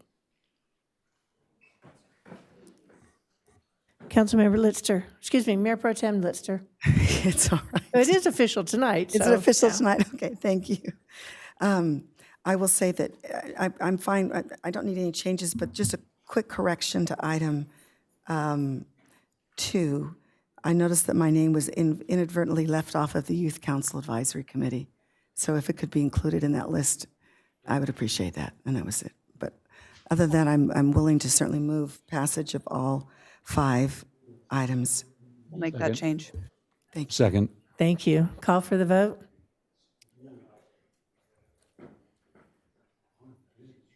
Oh,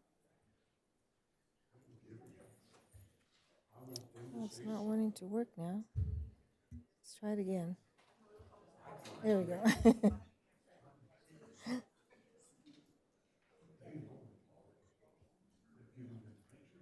The motion passes unanimously. Madam Mayor and members of the City Council, next on the agenda is item 8A.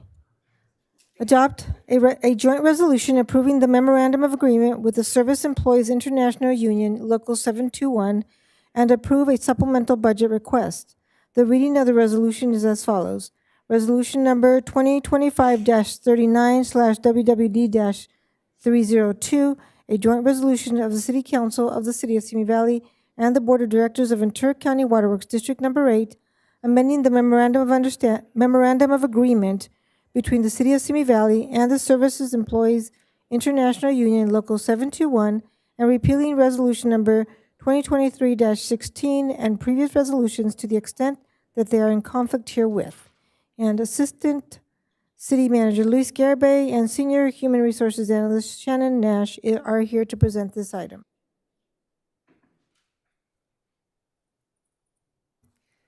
We'll give them a second to get here from the office.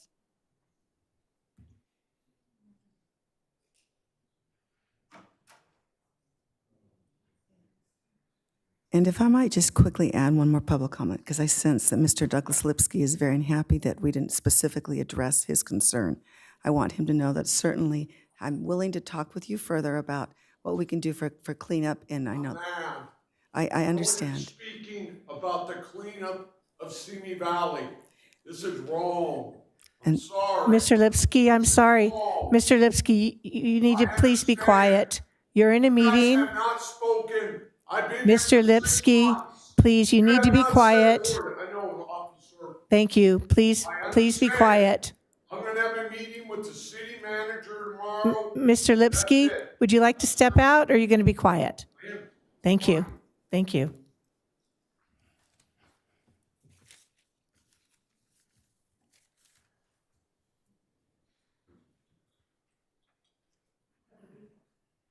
I believe Senior Management Analyst Shannon Nash is here.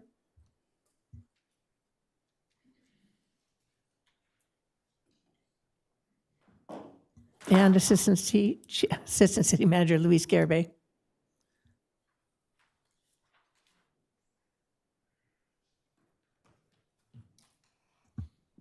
Good evening, Mayor, City Council members. This item was initially introduced at the December 1st, 2025 City Council meeting to itemize the changed terms and conditions of appointment for the General Unit Group represented by SEIU Local 721. Over a 3-year period, inclusive of fiscal years 2025-26 through 2027-28. No additional public comment has been received, and there are no additional changes to the proposed terms and conditions. The major changes include increases in meal allowance to $25, food allowance to $400, tuition reimbursement to $1,800 per fiscal year, and the standby pay flat daily rates to double to $48 for regular working days and $72 for holidays and regular days off, respectively. A one-time payment of $1,000 for the paycheck of January 16th, 2026. 3 separate 3% salary range adjustments also applied to employee base pay effective December 29th, July 13th of 2026, and July 12th of 2027. Salary range adjustments to market median made in 4 stages over a 39-month period. Increase in CME Flex benefit for the 2026, 2027, and 2028 plan years to $2,406 per month, with the opt-out amounts remaining static. Effective for March 2026 coverage, 100% of the premiums for dental and vision benefits will be covered by the city. We also incorporated side letters of agreement that were previously agreed upon that relate to bilingual pay, uniforms, police dispatch night differential pay, and a clarification on holiday pay. The total cost over the 3 years is estimated at approximately $5.91 million, with approximately 26% of the year 1 cost funded by personnel savings realized from vacancies. The year 2 and year 3 costs will be included in those fiscal years' budget processes. Staff is requesting that the City Council adopt Joint Resolution Number 2025-39 and Resolution Number WWD-302 to approve the changes included in the staff report and to approve the appropriation of $1,078,247 from the general fund balance for the remainder of the current fiscal year. This concludes staff's report, and we're available for questions. Thank you. Are there any questions of staff? Councilmember Rhodes. I was just going to move the item. I move to adopt joint resolution number 2025-39 and resolution number WWD-302 to approve the memorandum of agreement with general unit employees represented by the Service Employees International Union Local 721 and approve the appropriation of $1,078,247 from the general fund balance for fiscal year 2025-26. Second. Thank you. Call for the vote.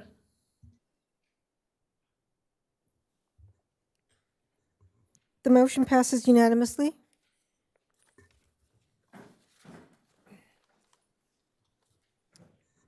Madam Mayor and members of the City Council, the next item on the agenda is item 9A, consideration of a draft ordinance to regulate short-term rentals and collect transient occupancy tax, and request for direction. And Deputy Environmental Services Director Sean Gibson and Principal Planner Environmental Services Naren Gunasekera are here to present this item. Good evening, Mayor Kavanaugh and members of the City Council. Over the past year, the City Council has received inquiries and public testimony on neighborhood impacts from short-term rentals, or STRs for short. We are returning tonight to seek preliminary input on a draft ordinance to allow STRs, including strong standards and restrictions to address the community concerns raised.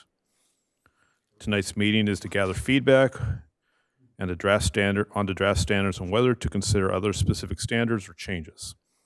If the City Council chooses to pursue an STR ordinance, it would not be adopted tonight, but rather with their direction, allow the draft as revised to be considered by the neighborhood councils, Planning Commission via a public hearing, and finally back to the City Council where a final public hearing and potential adoption would take place. Principal Planner Naren Gunasekera will continue with the presentation. Naren? Good evening. Over the last several years, home sharing platforms have expanded the prevalence of short-term rentals known as STRs. The City Council was provided with options for STR regulations on November 18, 2024 and August 4, 2025. Staff was directed to return to the Council once a pending state law, Senate Bill SB 346, was approved to determine what a draft ordinance should cover. With the approval of SB 346, STR facilitators such as Airbnb and VRBO are required to share data with cities and counties if the jurisdiction has adopted an ordinance to this effect, to improve tax collection and reporting. A draft ordinance was included in the staff report to present choices for council consideration. Input from the council and residents concerned with STRs were taken into consideration and used to craft the proposed ordinance. The draft ordinance proposes changes to Titles 3, 5, and 9. Title 3 would be amended to clarify existing definitions for transient lodging to include short-term rentals. Other changes would facilitate the collection of Tourism Marketing District TDM assessments and business taxes, BTCs. Changes to Title 5 would include permitting requirements to include performance standards for these permits. Changes to Title 9 would include adding STRs to the land use table and updating definitions for STRs. STR operators would need to apply for and be granted a permit to operate. A cap on the number of permits issued per year can be implemented within the city. STRs would not be allowed in garages, ADUs, accessory structures, or temporary structures.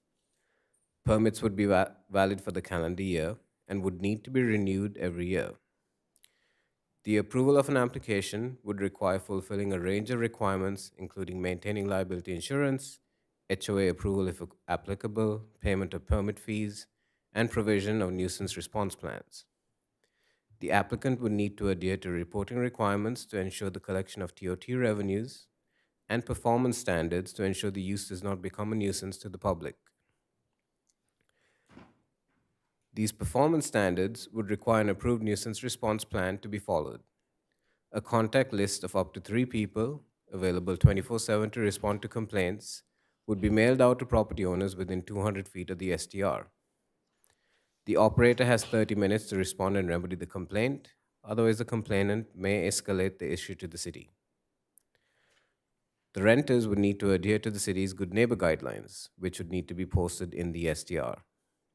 Other standards included may limit occupancy to 2 adults per bedroom unless a special request is made for an unusually large room. Vehicles would need to be parked in off-street spaces with the number limited to the spaces available for the STR. Noise monitors would need to be installed. Events and parties would be prohibited, and the site would need to be kept clean.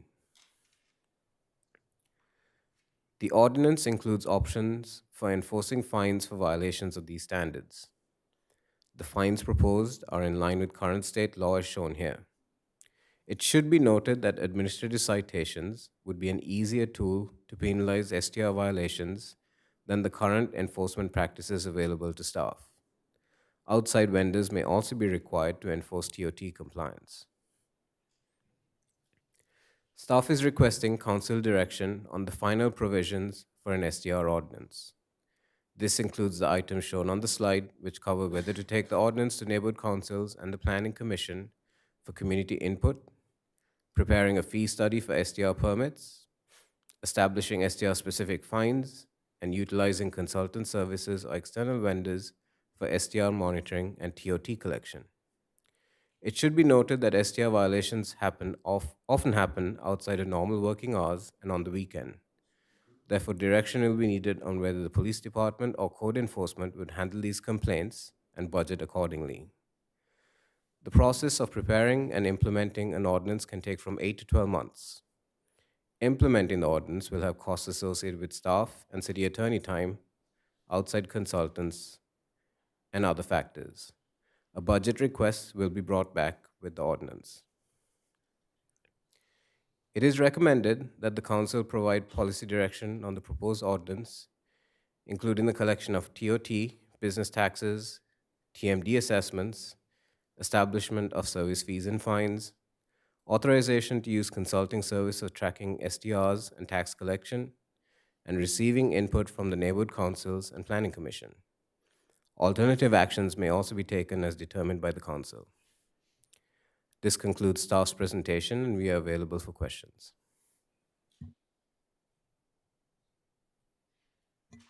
Councilmember Rhodes.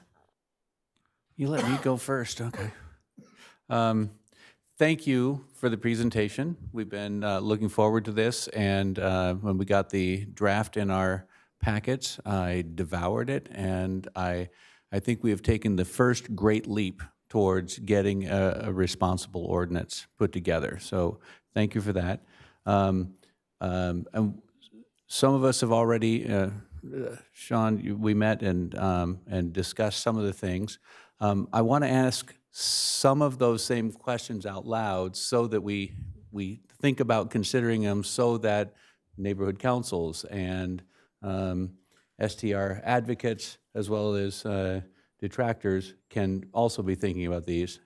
And the first one, and I think this is one that's sort of at the crux of will these be okay, is our mechanism for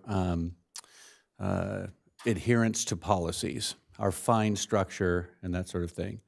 I could not find in the ordinance itself where that fine structure was covered, and I'm trying to figure out who determines the violation and what are the standards. And you mentioned, and I saw in your report here, the administrative fines. Can you tell me how that works and how we might implement that for this ordinance? Yeah, so I think those 3 questions. So I think the first one was, where's the fine structure set up in the ordinance? So there's 2 ways to do that. You could establish the fine structure in an ordinance, but a different approach is to come back to City Council with a resolution adopting the civil fines via resolution. So it's a little easier to modify in the future. So that's why that wasn't included in the ordinance portion. It could be a separate resolution to be adopted concurrently with the ordinance, perhaps, or when those are established. Yep. And when you explained that to me before, I thought that was an excellent thing. I just wanted you to say it out loud for the group. There are different ways of making it happen. That one is efficient for the city and easily changed as we go along. I have many other questions, but I don't want to hog the dais, so I can defer for a while. Okay, thank you. Councilmember Ayala. Thank you. Just by definition, I'm wondering if we can expand the place that says just a single-family home to include things like a condo and a townhome and an ADU. We can expand it to condos and townhomes. With regard to ADUs, what we call 66383 ADUs, which are what used to be called state exempt ADUs. The state law requires those rental periods to be longer than 30 days. Those are usually ADUs that are 800 square feet on and JADUs. ADUs that are over 800 square feet are not covered by this code section. And under state law gives cities the option of allowing those as short-term rentals. However, our ordinance prohibits that, so we would need to change our ADU ordinance at the same time. Yes, so where do we go from here? So I don't know, like, if we want to add townhomes and condos, how do we put that into the ordinance? So I'll respond to that. We're trying to take a list of all the proposed changes tonight and suggestions and keep track of who agrees to what. So that would be could be your first suggestion, and then we could kind of summarize that at the end. Yeah, and then I would add the ADU to that as well, the ones that we're legally able to do. And I will also. Well, Councilman Ayala, I would suggest, I was thinking about the same thing on multifamily condos, condos, not apartments. And in this ordinance is already a provision for with the permission of an HOA.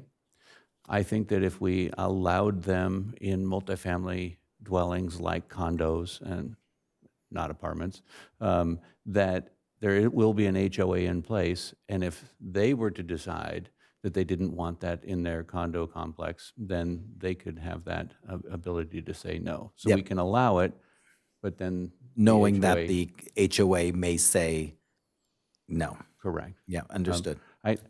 I feel comfortable with that addition into the thing. As far as ADUs go, that's a tough needle to thread of things, but the state mandated ADUs, yeah, I don't want to try and battle the state on those. Where does a pool house? Councilmember Ayala does have the floor, or unless he's ready to give it up. Oh, no, I'm okay. It was thank you. discussion. It was Yeah, back to no you. problem. Thank you. And what about a pool house in regard to ADUs? Our pool houses generally don't have cooking facilities. We can certainly expand STRs to pool houses. Currently, they're prohibited as written, so we could consider that as an option if so desired.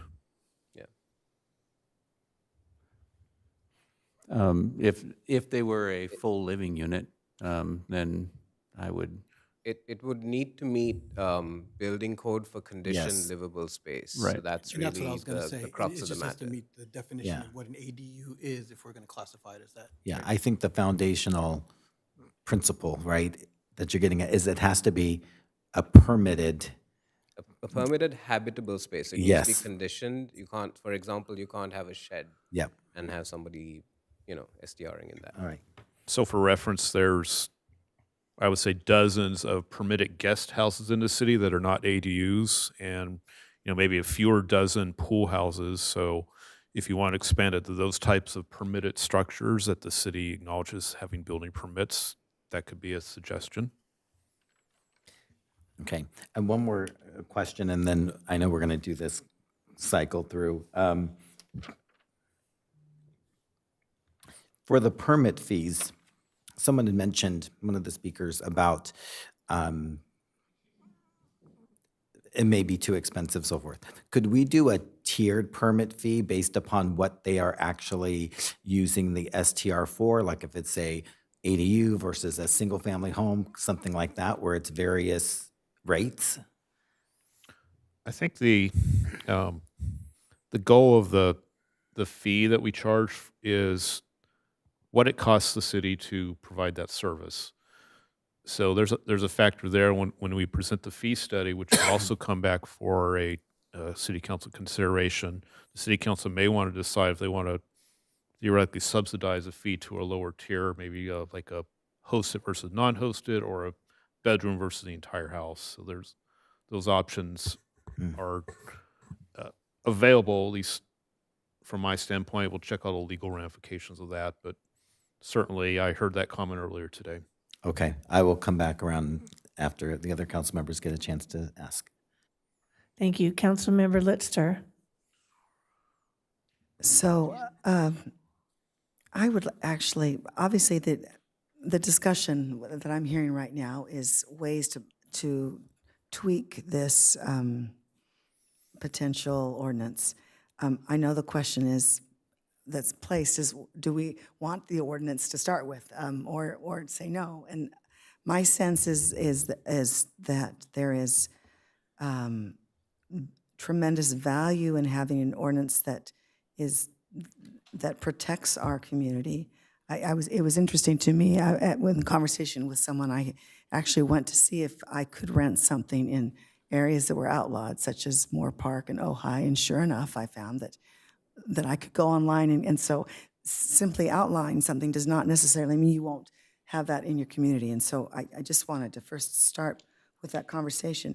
I do like the idea that we're going back and forth and tweaking our suggestions, and then this list of suggestions then will go before neighborhood councils and the planning commission, et cetera.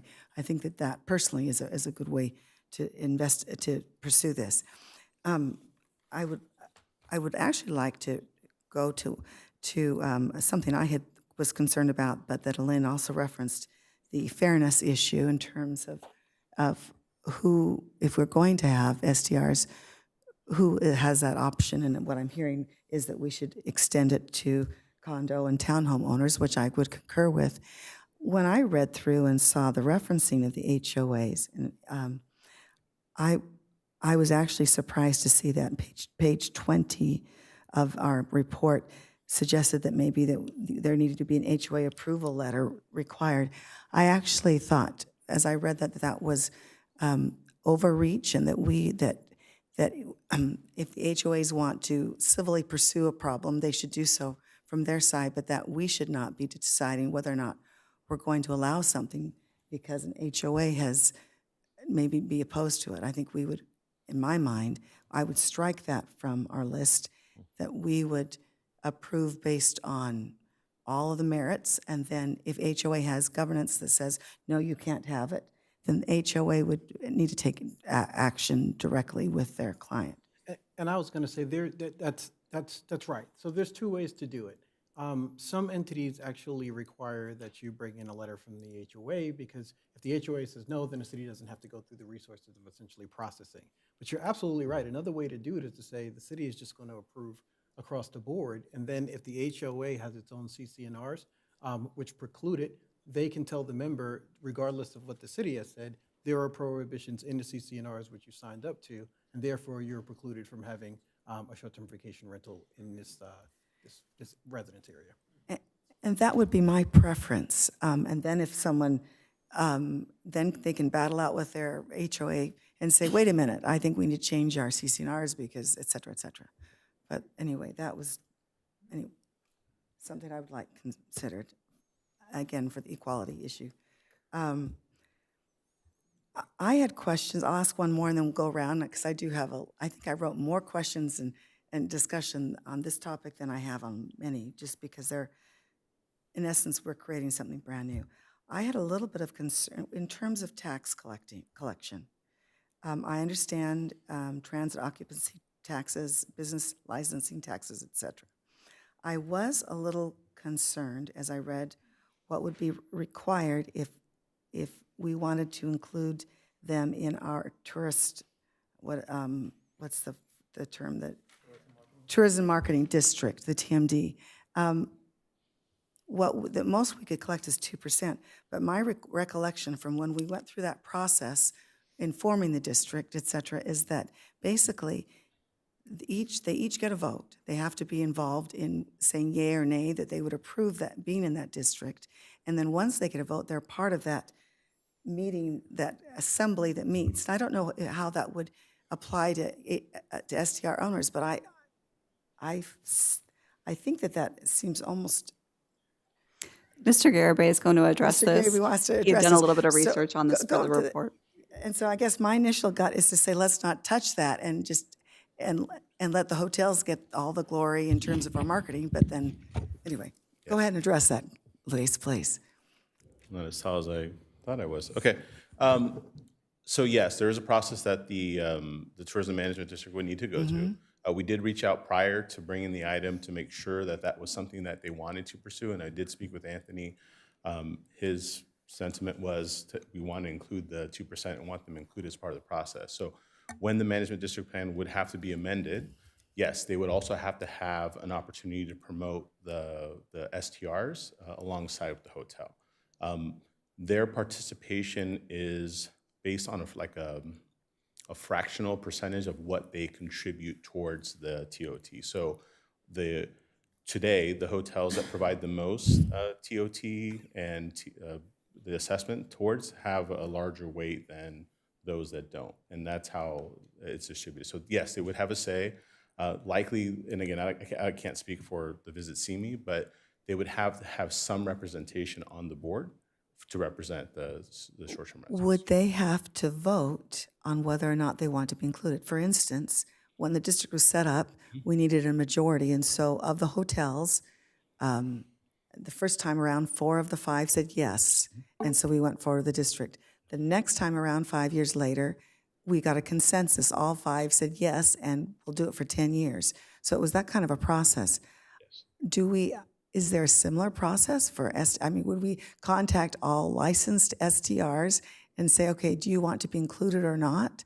And then have to get a majority of them? Or are you saying that because they represent such a small percentage, it doesn't matter? Everything, it matters. Okay, but I'm sorry. It you know what I'm is saying. the percentage of the weight of their vote, again, is directly based on what they would potentially contribute towards the total assessment. So right now, there's about a $200,000 a year that the hotels combine. Whatever we anticipate that the short-term rentals would contribute, that would be their share of the vote. So my guess is that as long as all 5 of the hotels continue to support, then even if they all voted against it, the percentage of their contribution would be low enough where they would still be included as part of the management district.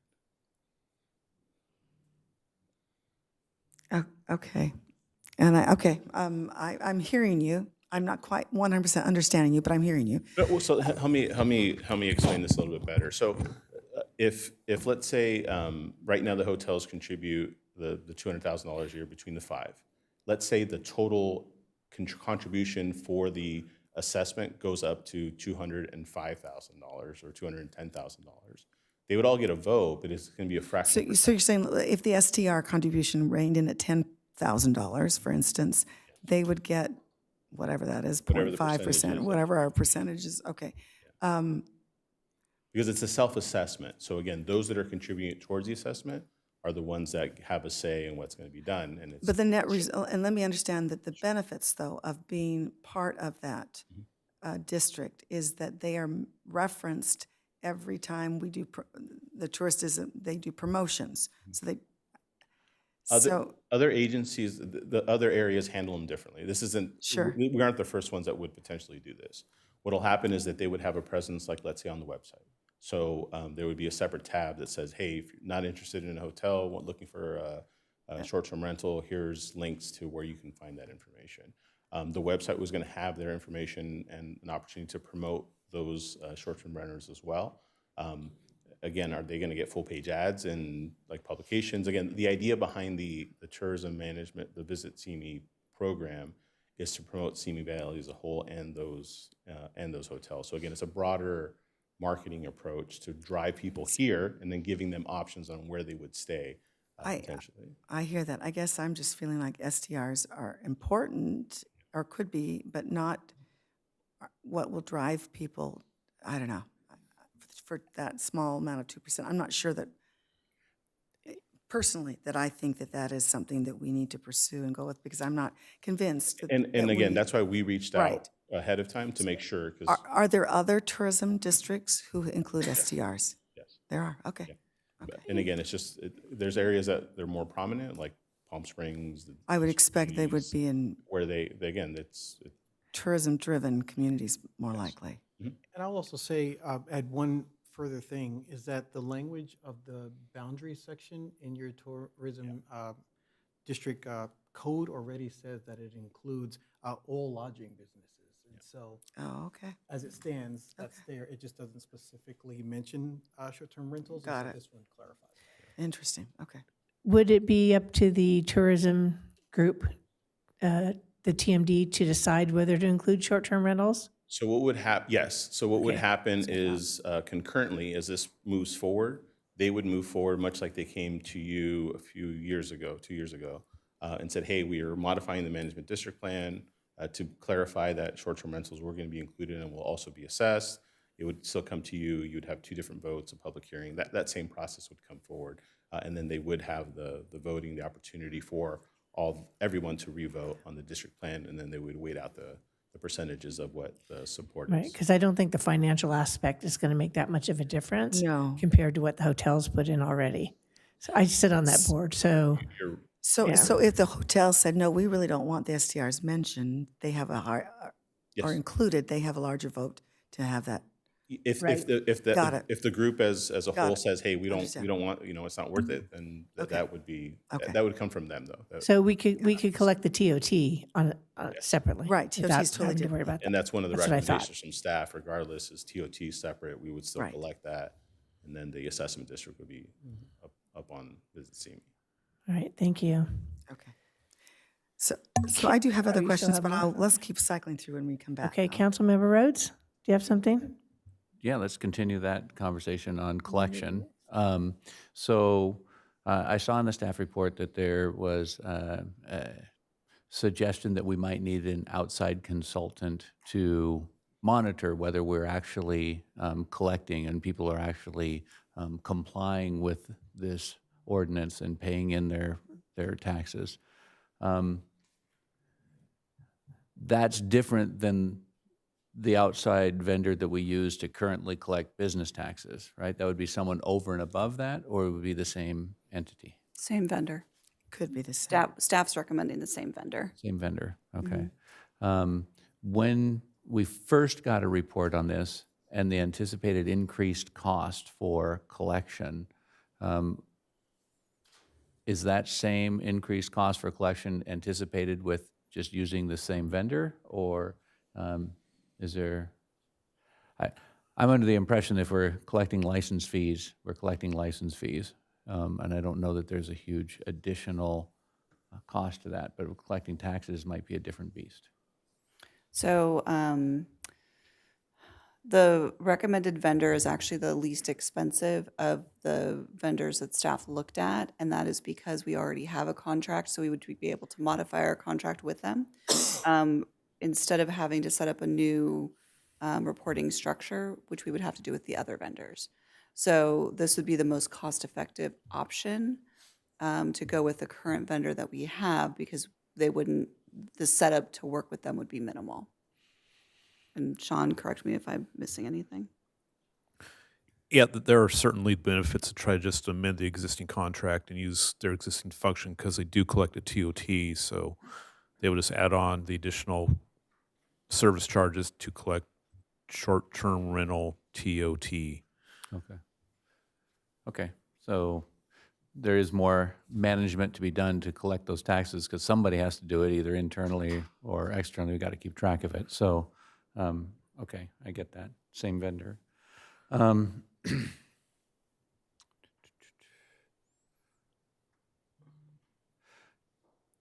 Did your staff report anticipate bad actors, people that are going to try and run short-term rentals without using a facilitator, or that wouldn't transmit the TOT?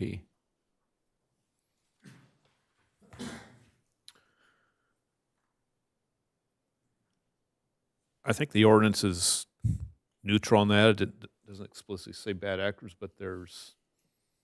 I guess Go ahead, Mark. include bad actors in what way? In terms of costs or? Yeah. The anticipation being, will we need extra resource to find bad actors that are acting outside of the compliance? Or do we anticipate that that's probably not going to be an issue because we have a permitting process and the rules are clear?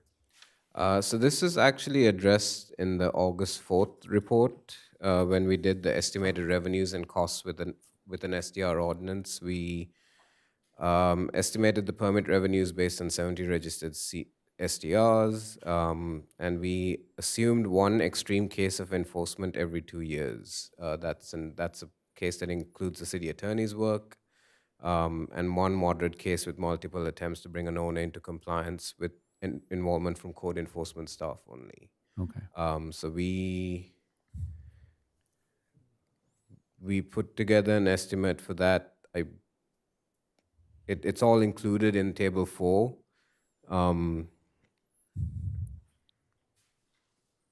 On page 36 of the staff report. Of the staff report. Yeah, so we assume the running of the SDR ordinance plus these bad actors in that Right. calculation. Thank you for that.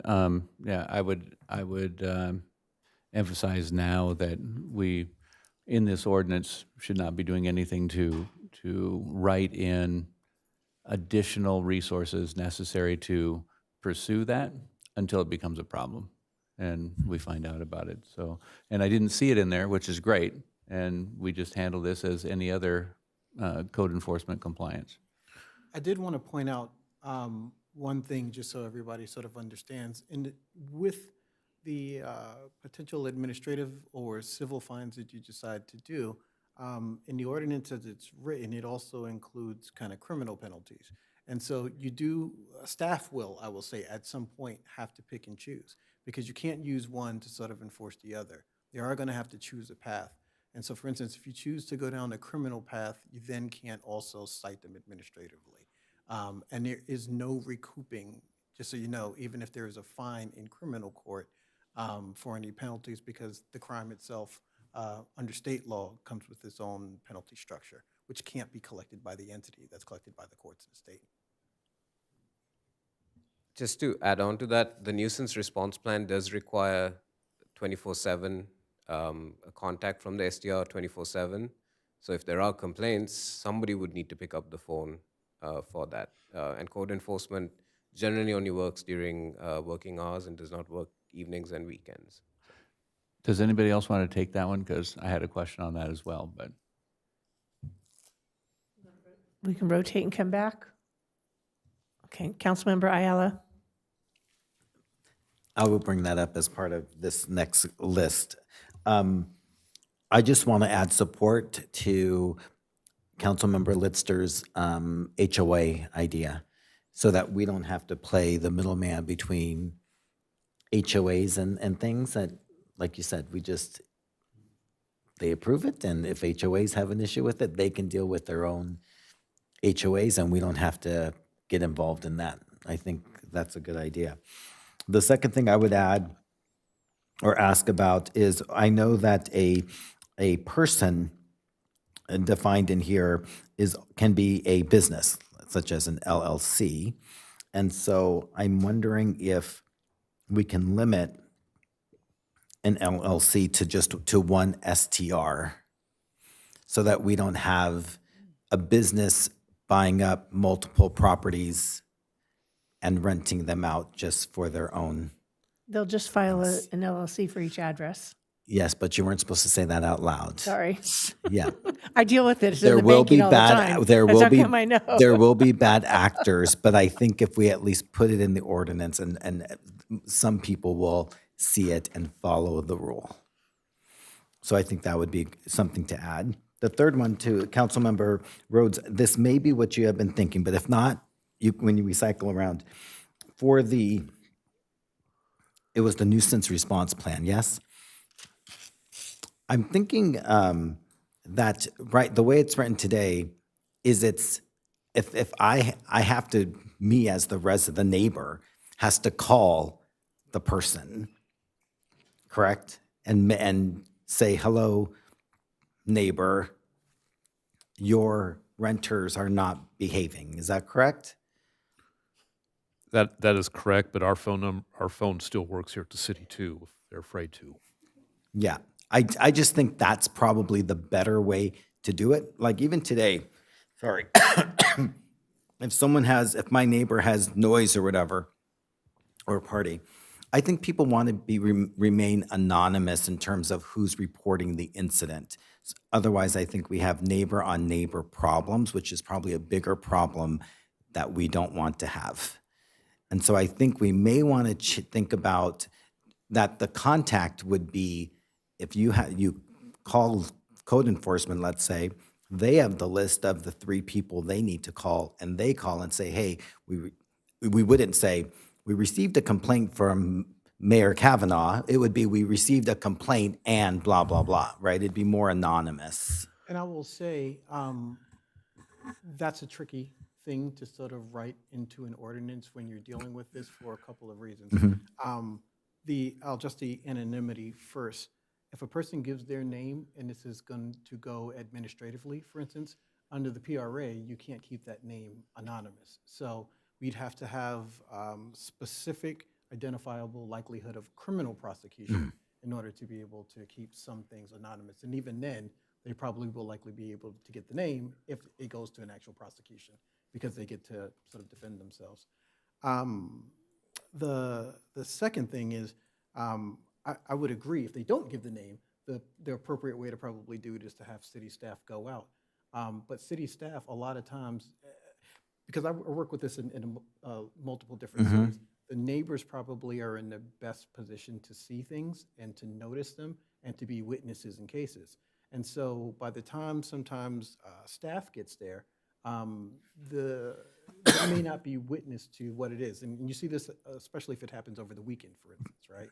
On a Monday morning when they come, there's not going to be any cars there. There's not going to be the same people there, but the neighbors may have taken pictures which are not going to be admissible if they're not also going to be testifying. So we could do that where we're having limitations, but it would also affect any later attempt to prosecute the case, depending on how we phrase it. So forget about the anonymous part thing. I would think that what we propose is that if you have a complaint, you call code enforcement, not that it's your responsibility to call the owner of the property. Well, yeah, the counterpoint to that is some operators want to hear from their neighbors if their renters are being bad. So, I think both options are, Yeah, if there's available. both options, that works too. But just allowing someone, if they don't feel comfortable calling that they can call in. I see giving them another option, but Yeah. I concur that.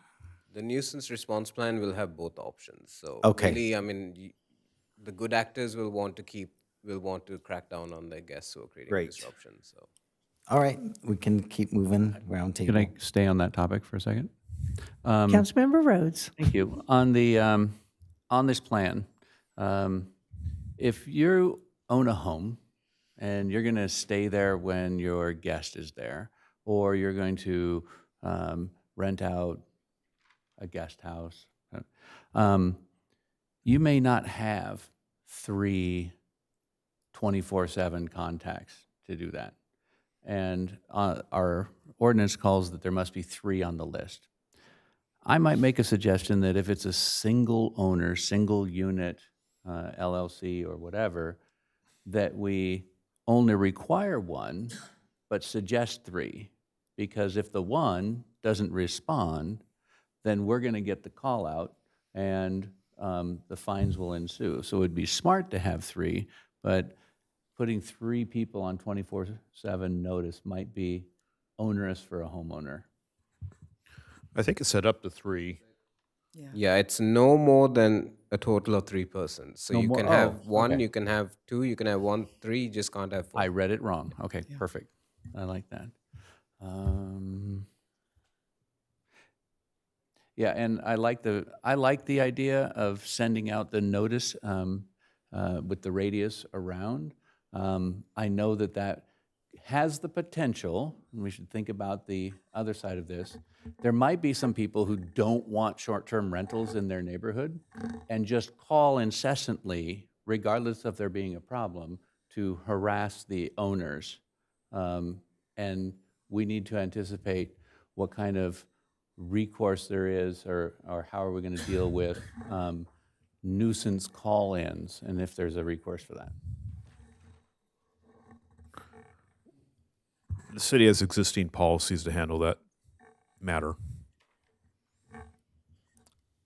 Want to expand even a little bit?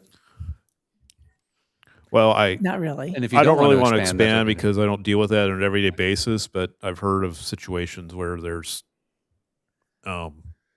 situations like that, and code enforcement has addressed it with the appropriate parties. Right. Okay, that's good. Yep. All right, Councilmember Litster.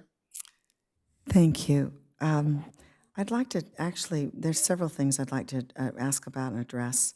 First of all, the quarterly reporting, as I understand the state law, that the new state law basically says that if we have an ordinance, then the platforms, we can request data from them quarterly as far as usage or renting, et cetera, if that's not accurate.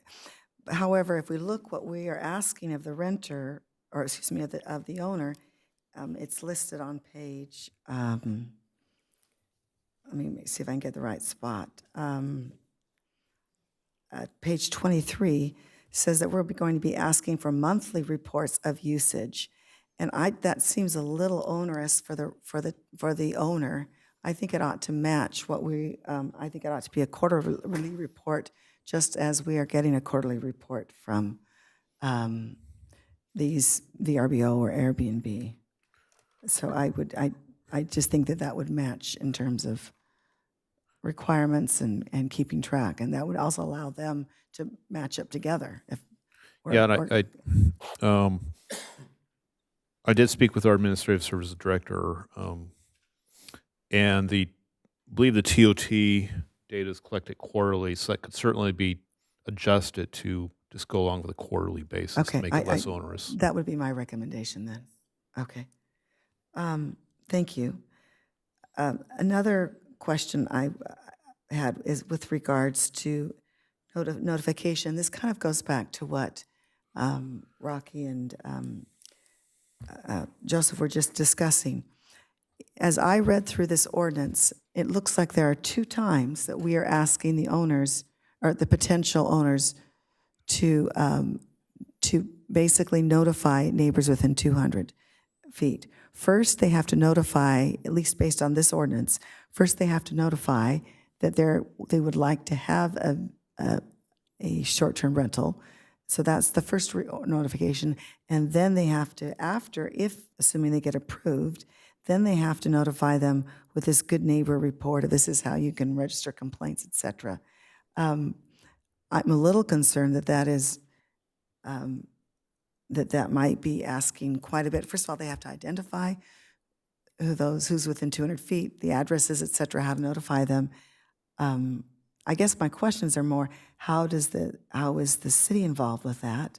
And is there a way that those 2 notifications can be put in one mailing, for instance? We can combine them. It's really, there's a large menu of choices in terms of how we can modify this ordinance. It's a sample ordinance that we put together. In terms of identifying properties, there's a couple of ways that an applicant can do that. There are companies that do mailing labels out there.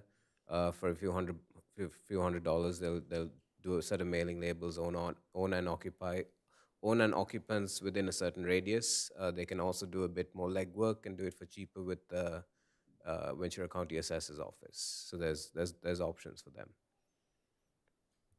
Okay. I don't know how we feel about it, but I think only having to notify one time and then give them the list of nuisance, whatever information, just seems more efficient. I would be in concurrence with that.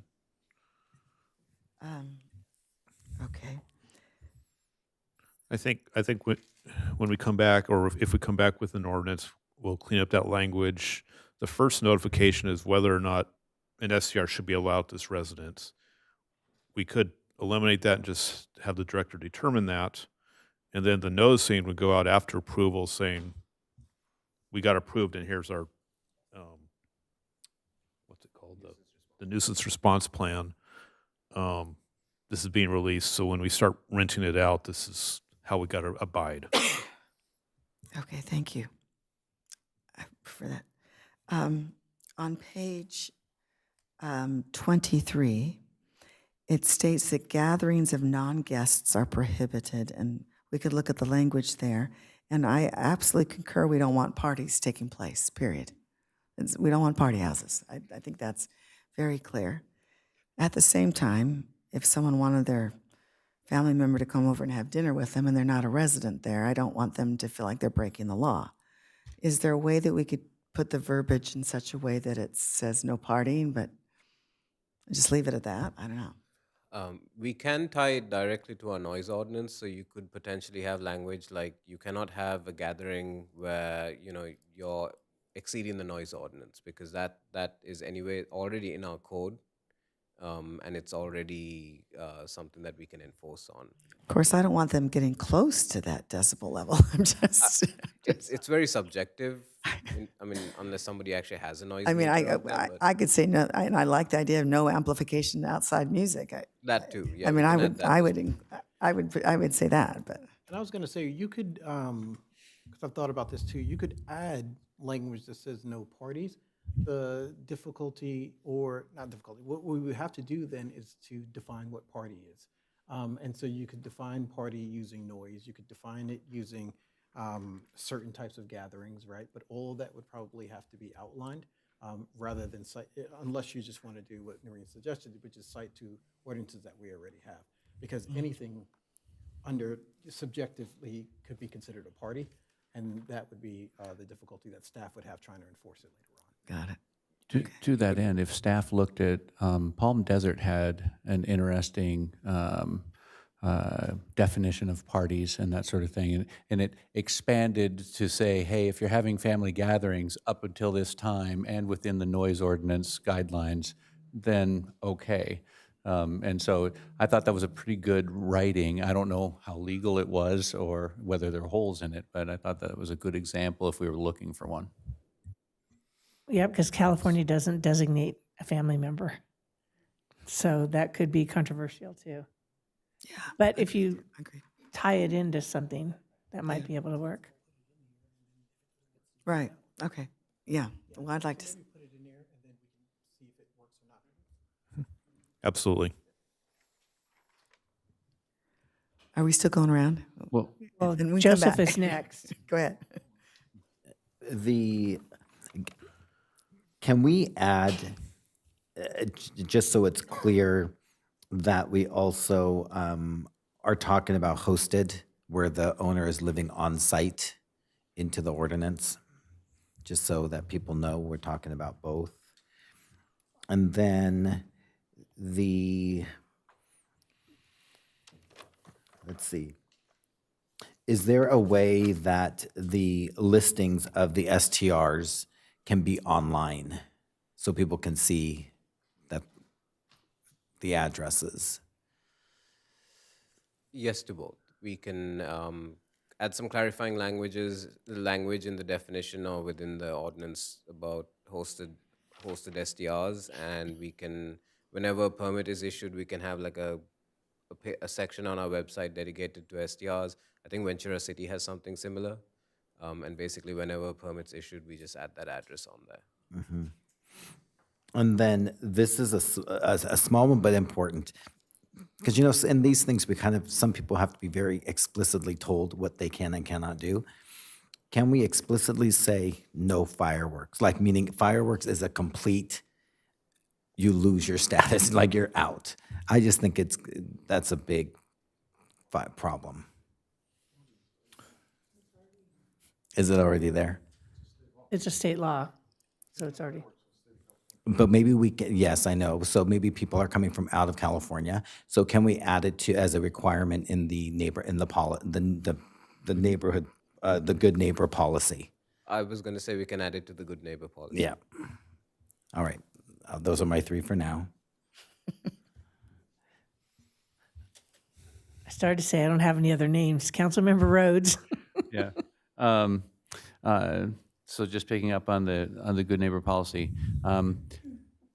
is there a way of, and I just remember seeing this when I've done a short-term rental, that the good neighbor policy was part of the online agreement that I was saying. I was reading it and saying, these are the policies of. Do we know if that's a standard for the facilitators to, if we said you have to include this language at the facilitator level, so they're signing and agreeing when they make the rental agreement, or is that voluntary? So as someone who's used a lot of Airbnbs, I have certainly agreed to certain things like that. So I believe it's up to the STR operator versus the facilitator to say these are the rules of the house, Yeah. and by renting this STR, you're agreeing to it. So that would be our requirement in our ordinance, and that would be what the STR would need to put on their listing, saying that by renting here, you agree to this. So I would like that included in the ordinance, that the good neighbor policy is part of the rental agreement with on the facilitator's site to the extent possible. There might be some sites that don't upload, I don't know, documents like that, but the major ones can. The last one that I had was back on the noise thing. We talked to another city council that dealt with this issue on noise, and they had decibel readers required as part of the rental. And it was my understanding that decibel reader was tied to the city. And so if it got to a certain noise level, it pinged. And if, in their ordinance, if the ping happened in conjunction with a neighbor complaint, then it became an actionable item. And the decibel thing that we have in our ordinance, I don't know where it goes, and I don't know how it's actionable, especially if it doesn't record. So we're just relying on the good word of the property owner of, no, I didn't have any noise issues. So yeah, that is a good neighbor policy as far as the operator kind of wants to know if they're potentially hitting above the noise ordinance. So we get that complaint so they could tell the person to shut it down. We're still exploring if this decibel reader could somehow be physically linked to the city, to a city system. That could be a phase 2, perhaps, if it's not established yet, if it really gets to it. Or, I know one ordinance I saw, it said the owner must provide a report from the online app that says how many see noise violations upon request. That's one way to do it. We do have to look at, how reliable or enforceable that meter is, because it may not be calibrated correctly or installed in an improper location. So I don't know, not sure how that could be enforced. It's more of a good neighbor thing, I guess, in summary. So we could certainly explore future options, because that was a new thing that we became aware of. I think it's good for exploration. It's also a problem, solving a problem that we don't currently have. And so maybe waiting and getting that right might be the... Mayor Pro Tem Litster. Thank you. Just a couple more, and then I think that's it for me. On page 19, it basically says that limits 2 people per bedroom. And I understand the reason for that, but a couple traveling with a baby, or I just hate for them to be breaking the law because the baby's in the room with them. I think the standard in hotels is not to, obviously regular rooms sometimes have 2 beds in them, and they, anyway, I guess my question is, Narn, do you want to discuss, having worked in the travel industry, would you like to address that question? Sure. I happen to have worked in a lot of industries. It's usually 2 adults and a child up to 12 that is in a room as a standard in a hotel. If you have two children over 12, then you're generally required to take 2 rooms, unless the triple room option is available. Again, what we've heard is best practices are two persons in a room, but we can change that to 2 adults and a child up to 12. And again, we have a provision here where if it is an unusually large room or anything like that, as part of the application, you can ask for more occupancy. Yeah. Like a hotel with 2 queen beds. Yeah, and you have a big room with some bunk beds in there. You can, and a king size bed. You can have 2 adults and maybe 3 kids. I guess I would like something written that allows for a family with kids to be in the same room or something. So however that's best to be modified a little bit, tweaked. Well, I know the hotels around Disneyland have child-sized bunks in them. So you can have Right. 2 kids and 2 parents, so. Yeah. Next, Councilmember Judge. Thank you, Madam Mayor. I was really impressed with the ordinance as I read it in the draft. I liked it a lot. I'm not opposed to any of the conversation going on tonight. I think that it should all be added. I would suggest you look at Yucca Valley's ordinance on STRs because they were the ones that told us about the sound monitoring devices. So that would be all I request. Otherwise, great job. Thank you. Councilmember Ayala. I don't know if we have to explicitly point out that if we wanted to go to neighborhood council or planning commission, or if it's just going to happen. So it's just going to go, okay, so I just I wanted to didn't know include it as that. part of the motion. Just as part of the motion, great. And then I'll end with, it looks like we have to decide, right, if we want to put a maximum number of permits. Is that something we need to decide tonight? That'd be good to discuss. if you Page want to. 16 does have a blank line there. Right. I say we take that whole line out until it becomes an issue.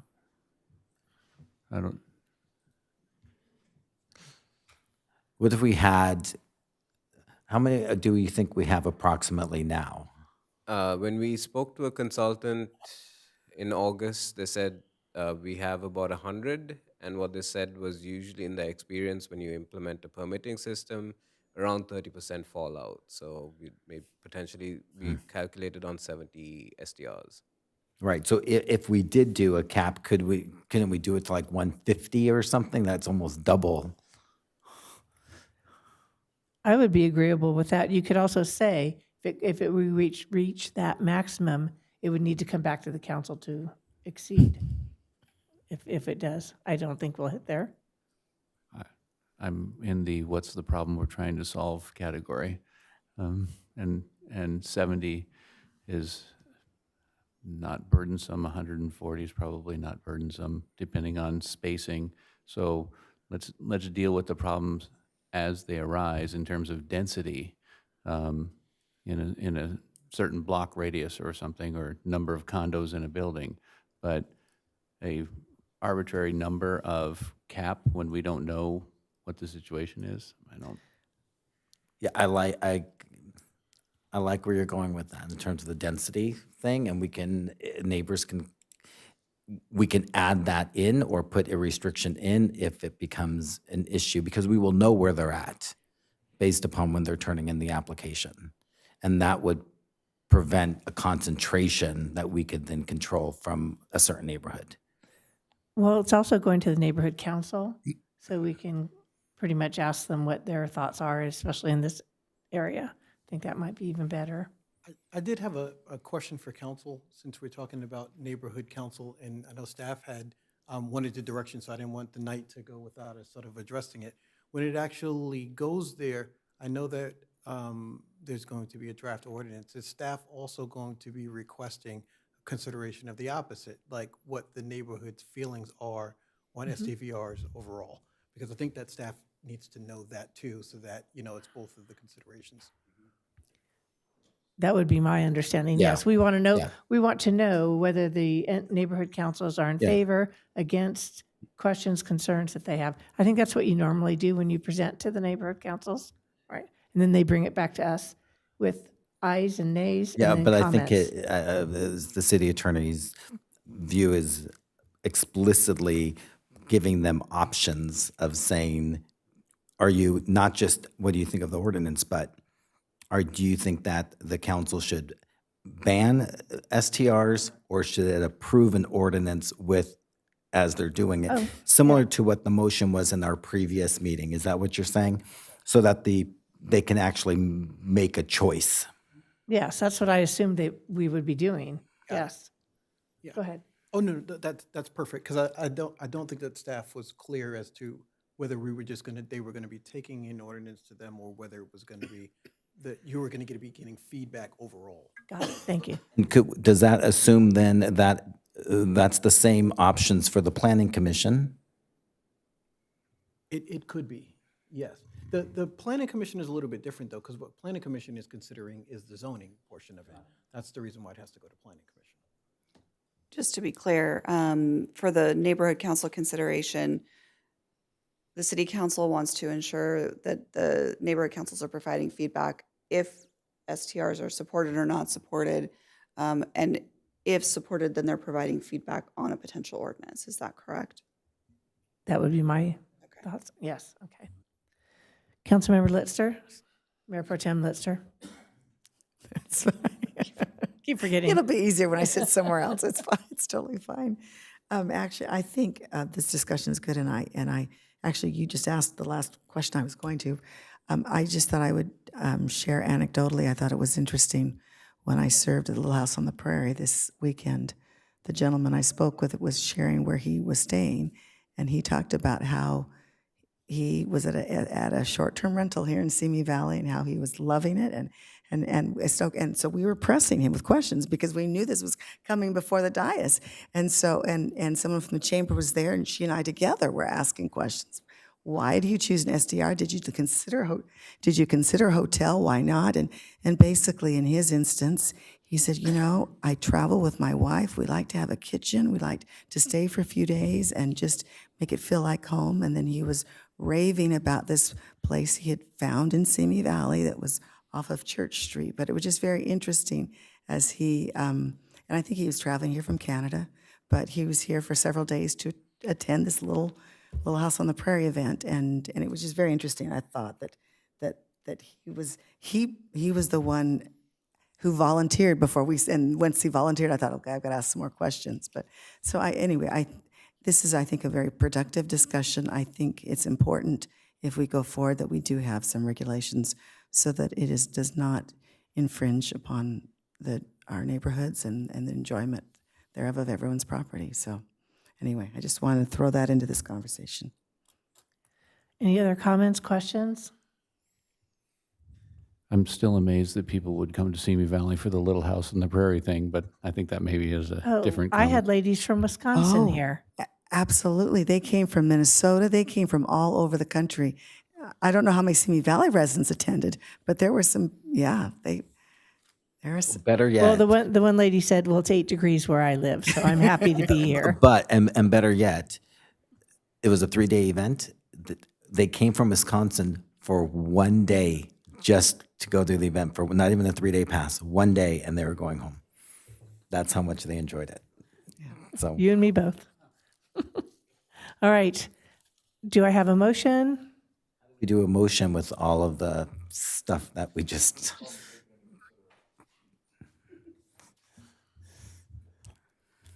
So I would recommend that that the city council make a motion to direct staff to incorporate the amendments into the draft ordinance, go to the neighborhood councils and planning commission for feedback, and return to the city council with that information and additional direction. So moved.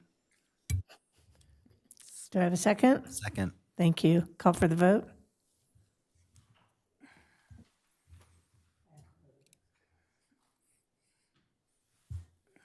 The motion passes unanimously. Madam Mayor and members of the City Council, next on the agenda is item 9B.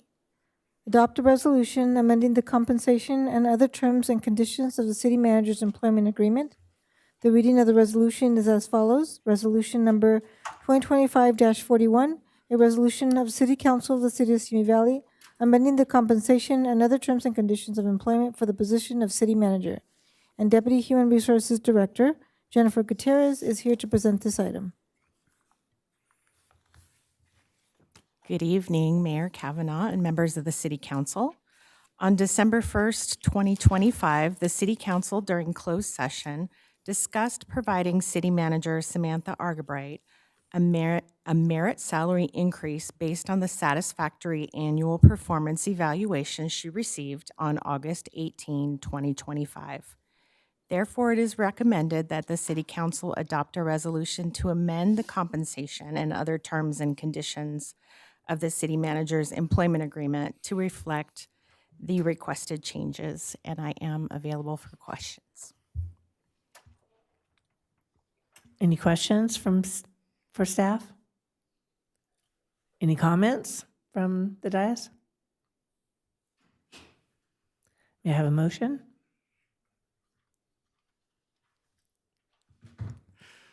I'd be happy to make a motion, Madam Mayor. I move to adopt Resolution 2025-41 to amend the compensation and other terms and conditions of the city manager's employment agreement in accordance with Government Code Section 54953C3 and with the city manager's employment agreement. The city manager will receive a 5% merit salary increase retroactively effective to the city manager's performance review date of July 1, 2025, which results in an annual base salary of $285,600.02. All other prior benefit levels remain the same. Do I have a second? I will second. Thank you. Call for the vote.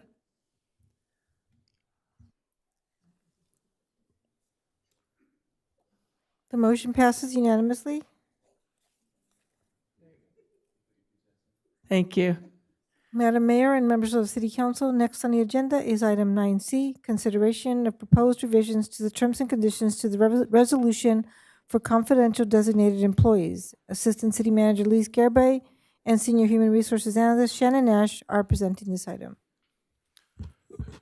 Good evening, Mayor and City Council. Tonight for your consideration are proposed revisions to the terms and conditions of the confidentially designated employees resolution. Lucy, can you?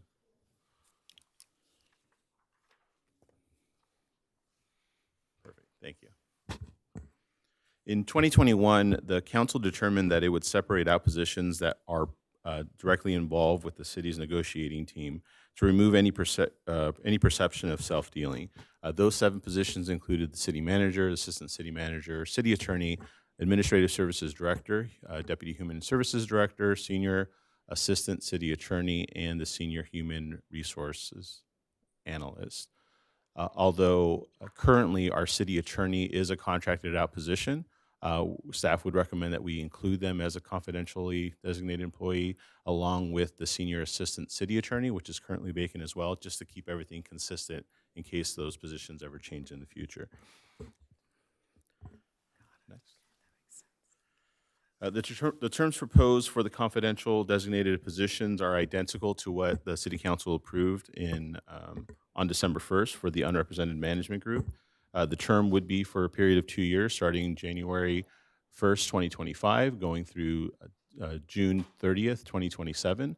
The CME-Flex benefit, which is the city's cafeteria plan, for both plan years 26 and 27, would be $2406 for the management, and $2,600 for the executive management group, and the opt-out for those that don't participate and receive those benefits would remain the same.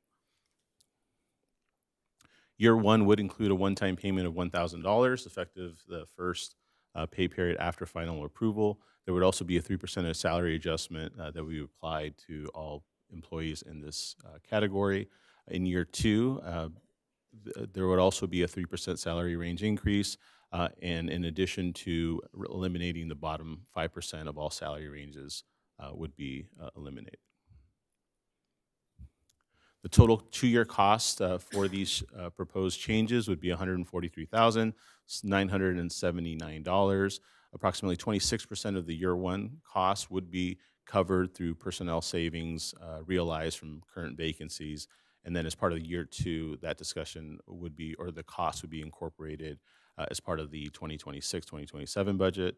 Staff has identified funding available in the unrestricted fund balance to cover the remaining amount, and prior to final approval from the council, there would be a supplemental budget request included as well. So staff recommends that council consider the proposed revisions to the terms and conditions of the confidential designated employees resolution, and then bring this matter back to the January 1st, January 12th, 2025 City Council meeting for final adoption and to allow public to provide any input on the matter. Staff is available to answer any questions. Thank you. Councilmember Judge. If there's no questions, I'll make a motion. Just a really quick amendment. It would be the January 12th, 2026 agenda that it would come back to. That's what it says. You're fine. Okay. It's not 2025, it's 2026. All right. Oh, it says 2026 in the report. Did it say 2025 up there? Oh, we didn't. Oh. I didn't even catch it. We're good? All right. Move to, I was going to say move staff's recommendation. I move to consider the proposed revisions to the terms and conditions to the confidential designated employees resolution and place this matter on January 12th, 2026's council meeting for final determination and proposed resolution. Second. Call for the vote.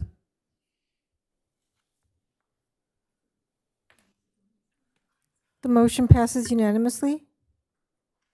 Thank you.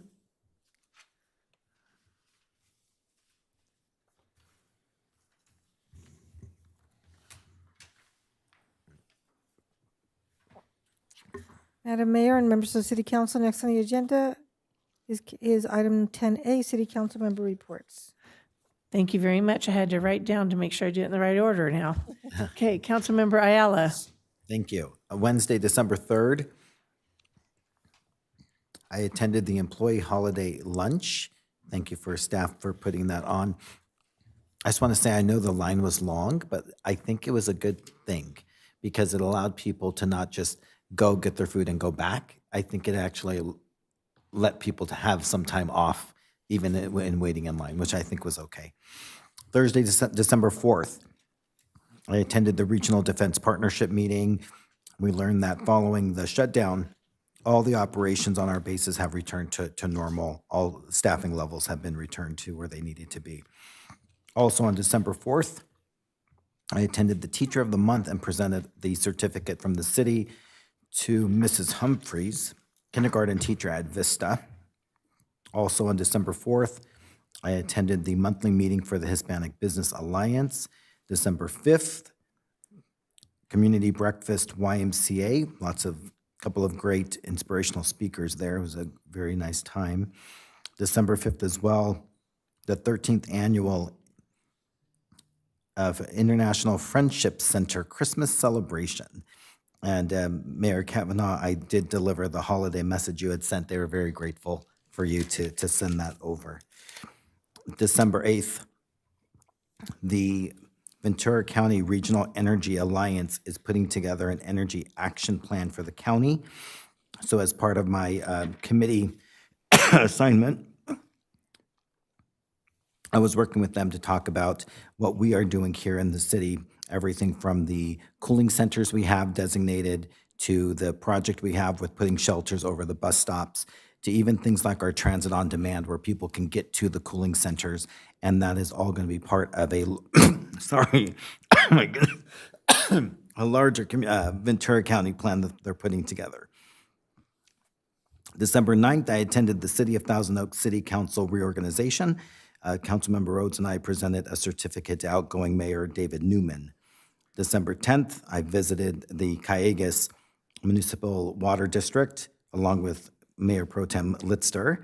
Not only did we have a tour, but we were also able to talk with them about the Delta Conveyance Project and the desalination projects, both two important things that the city is looking into and supporting. December 10th as well, Mayor Pro Tem Judge and I met with the Engineering Association regarding their contract. And December 12th, I had a status meeting with City Manager Argabright, and that concludes my report. Thank you. Councilmember Rhodes. Thank you, Madam Mayor. On Wednesday, December 3rd, I also attended the lunch truck at City Hall, which is great, and I got to share our experience with Councilwoman Crosswhite from Santa Paula, and she got to sit and meet some of our employees. And then we commuted downtown to the SCAG Executive Administration Committee, and we had a meeting about what we were going to have a meeting about on Thursday. And on Thursday, there were 2 meetings, a joint policy or joint committee meeting of SCAG, which all the different committees were together getting a presentation on the economy.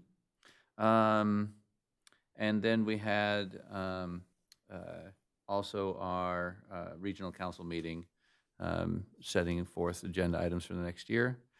That afternoon, I had the Clean Power Alliance board meeting. Then traveled to DC. Monday, December 8th, I attended a webinar on SB 707, which is changes to the California's open meeting law.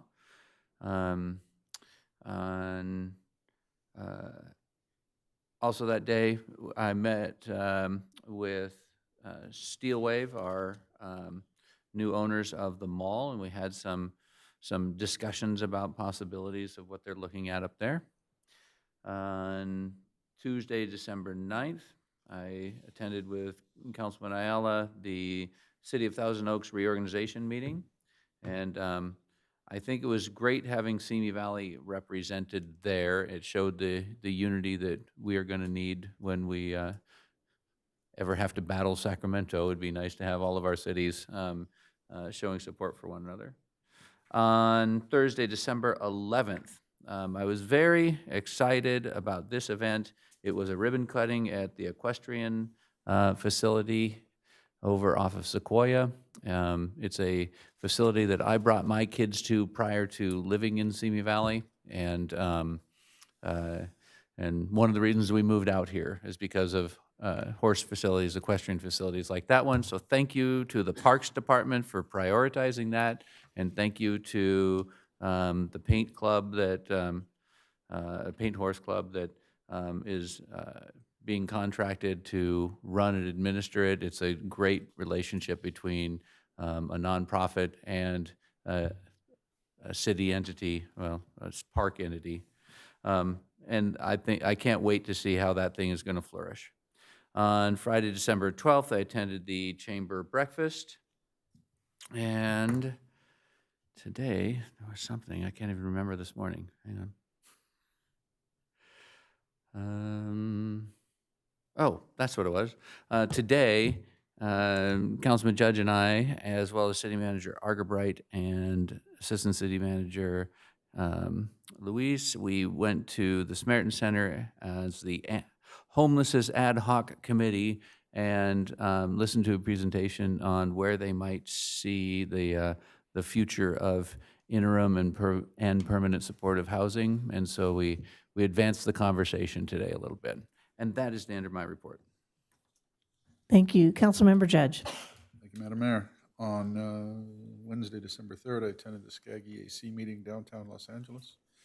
On Thursday, December 4th, I attended the SCAG Joint Policy Committee meeting, also in downtown Los Angeles, along with the Regional Council Committee meeting. On Friday, December 5th, I attended the Boys and Girls Club breakfast at the Grand Vista Hotel, and I toured the facility. I went to Santa Clarita and toured the Valencia Five Points development. It was a very interesting development to tour. On Monday, December 8th, I too attended with Councilmember Rhodes a meeting with the owners of the new owners of our town center, and discussed their plans up there. And then at 1 o'clock, I headed over and got on the Council on Aging meeting. On Tuesday, December 9th, I attended the AWA 31st Annual Corporate Night Holiday Party in Camarillo. It was very nice. On December 10th, myself and Councilman Ayala had a meeting with the Engineers Association. And then I attended the Adventist Simi Valley Health expansion and remodel of their urology clinic that evening.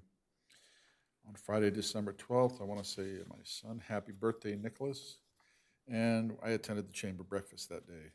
And on December 14th, I spent all day here at City Hall for the annual Police Foundation Touch a Truck event, and it was an awesome event, one of the largest crowds we've had in a long time. That's the end of my report, but I do want to say, as I'm shutting down, happy holidays to everybody here in Simi Valley. Merry Christmas, Happy Hanukkah. If you've driven around town and saw the lights, great. You've noticed that we have a lot more lights and festival atmosphere going on in our town this year than the last couple of years. So I suggest that if you have the time and the inclination to get out and drive around, look at all the lights. If you go on your Ring Camera app, you will see designated houses in the area that are worth looking at. Everybody have a great Christmas and Happy New Year. Thank you. Mayor Pro Tem Litster. Thank you, and I love that suggestion. I happened upon a house where I could turn on with my granddaughter, where we could turn on the radio and watch the lights blink to the music. And there's some of that going on as well. Lots of celebration. I want to first of all thank you for your confidence and let me be your Mayor Pro Tem. I hope it's not just that I'm qualified. It's not just because I'm not the only one up for election. I'm just going on the record hoping that that's okay too. So on December the 3rd, yes, I too enjoyed the employee holiday lunch. I can't remember the last time I had a double-double. That was really yummy. That was great. And great to visit with employees. Thursday, December the 4th, attended SCAG's Joint Policy Committee meeting remotely. I will say that my takeaway, it was all about economics and what was happening in the various counties. And but the real takeaway is that they're hoping that the Olympics will be a shot in the arm. And so that was probably the central focus. I also was attending the Teacher of the Month event where we honored Christina Humphreys for her wonderful service at Vista Elementary. Congratulations to her. On Friday, December 5th, I attended the Boys and Girls Breakfast and appreciate what they do in our community. Saturday, December 6th, actually, I attended Simi Community Christmas, which is a great non-denominational event that was held that brought schools and performing groups from all over the area together, and it was just a great celebration. On December 7th, I also attended the Strathers Christmas event that they have at the Strathern Historical Park, and maybe played the harp a bit in their barn, but that too was a great gathering in our community. Monday, December 8th, I had the opportunity to meet with Greg Hall, who was CEO of Steel Wave, and Glenn Becerre, where we discussed their desires to moving forward with the development there. Tuesday, December 9th, attended the AWA's 31st annual corporate night holiday party, but it was good to connect with all of the water purveyors, and it was a good event. Wednesday, December 10th, I appreciated the tour that Councilmember Ayala and I took of the Cayugas Metropolitan Water District headquarters. It's actually the first time that I have been inside the secure portion that I got to look and walk around Bard Lake. And what a beautiful facility that is. I could see where that would just be a fun place if they allowed people. Anyway, they do tours, and so I would encourage people if they want to see Bard Lake. It's 3 miles in circumference, 100 feet deep. It was just very interesting to see that beautiful lake up close and to understand their needs. We also saw some of their water cleaning process that doesn't normally happen. That was really lovely. And yes, we talked about the Delta Conveyance Project, but specifically they shared with us that they are planning right now a regional desalter study. In the past, these desalination efforts have been city, maybe Simi Valley, maybe Moore Park, but there's a recognition that it needs to be a regional effort.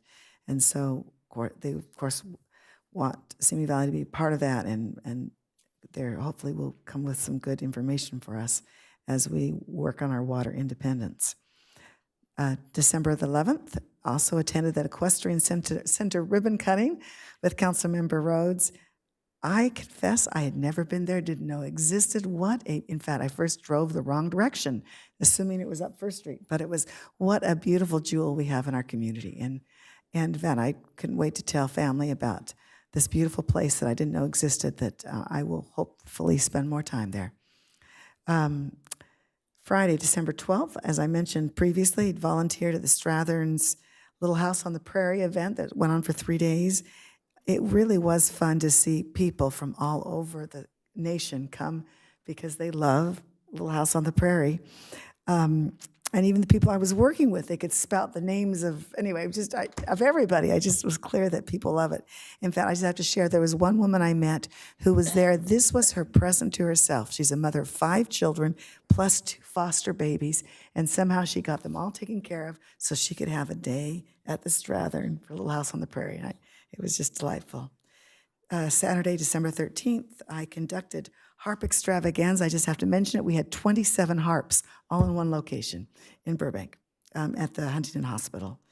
And this is a time of celebration. I know that Hanukkah, we're in the middle of that, started, I think last night was the first night of Hanukkah, but happy Hanukkah those, and Merry Christmas, Merry Kwanzaa, whatever you celebrate, may this be a joyous time with family, friends, and loved ones. So that concludes my report. Thank you. Thank you. On December 3rd, I also attended the employee holiday lunch. The In-N-Out truck was great. And yes, the line was long, but it moved fairly quickly, and it gave us a good opportunity to socialize and get to meet and greet with other people. That same evening at 5:30, I stopped by the Misfits Studio, which is a Pilates new business in Wood Ranch. A lot of us were scheduled to be there for their grand opening, but there was a change in our schedule, so we weren't able to make it. So the chamber called and said, hey, she's having a holiday party. Can you stop by? And so I did, and what a great group of people. Brenda Blair is the owner, and I am now the mayor and the Misfits. That's our new title. So, but great group of people. I'm planning on attending some of their sessions, so that's good. One of our PD's officers' wife is also a teacher there. But great group of people. Friday, December 5th, I attended the Boys and Girls Club Community Breakfast. That's always a great event to see what our Boys and Girls Club is doing, and for the ability to be able to donate to them for your year-end tax deductions. But it was a great event. I sat at a table with Jill Abele, and they had us all spaced out, so everyone got to meet and greet new people, so that was a great event.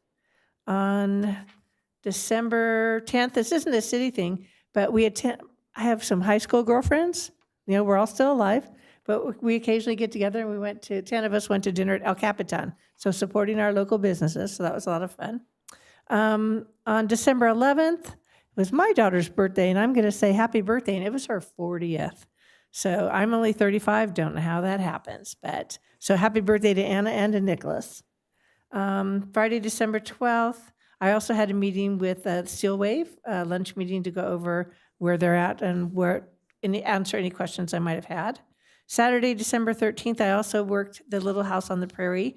Councilmember Ayala and I got to do the opening at the tables, and boy, we got it down pat.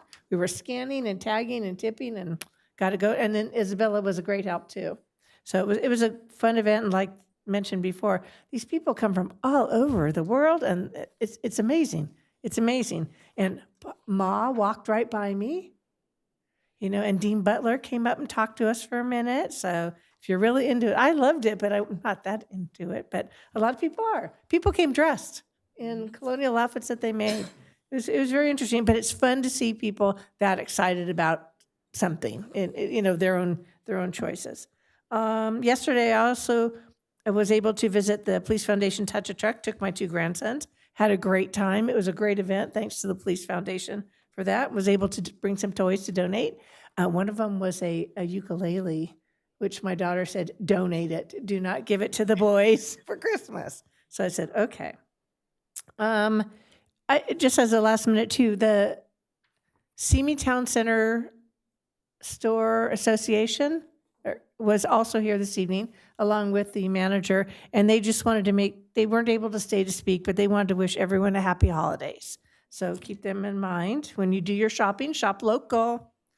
And then tomorrow night, if you have the ability, is a community menorah lighting and sing-along up at the mall. So I'm scheduled to be there. I won't be singing, I promise, but I will be humming along with everybody. But that's always a fun event. In closing tonight, I did want to say happy holidays. I'm sorry? Future items? Oh, future agenda items. I'm moving ahead of myself. Sorry. Are there any future agenda items for tonight? No, thank you. See, I put my list away already, so I forgot about it.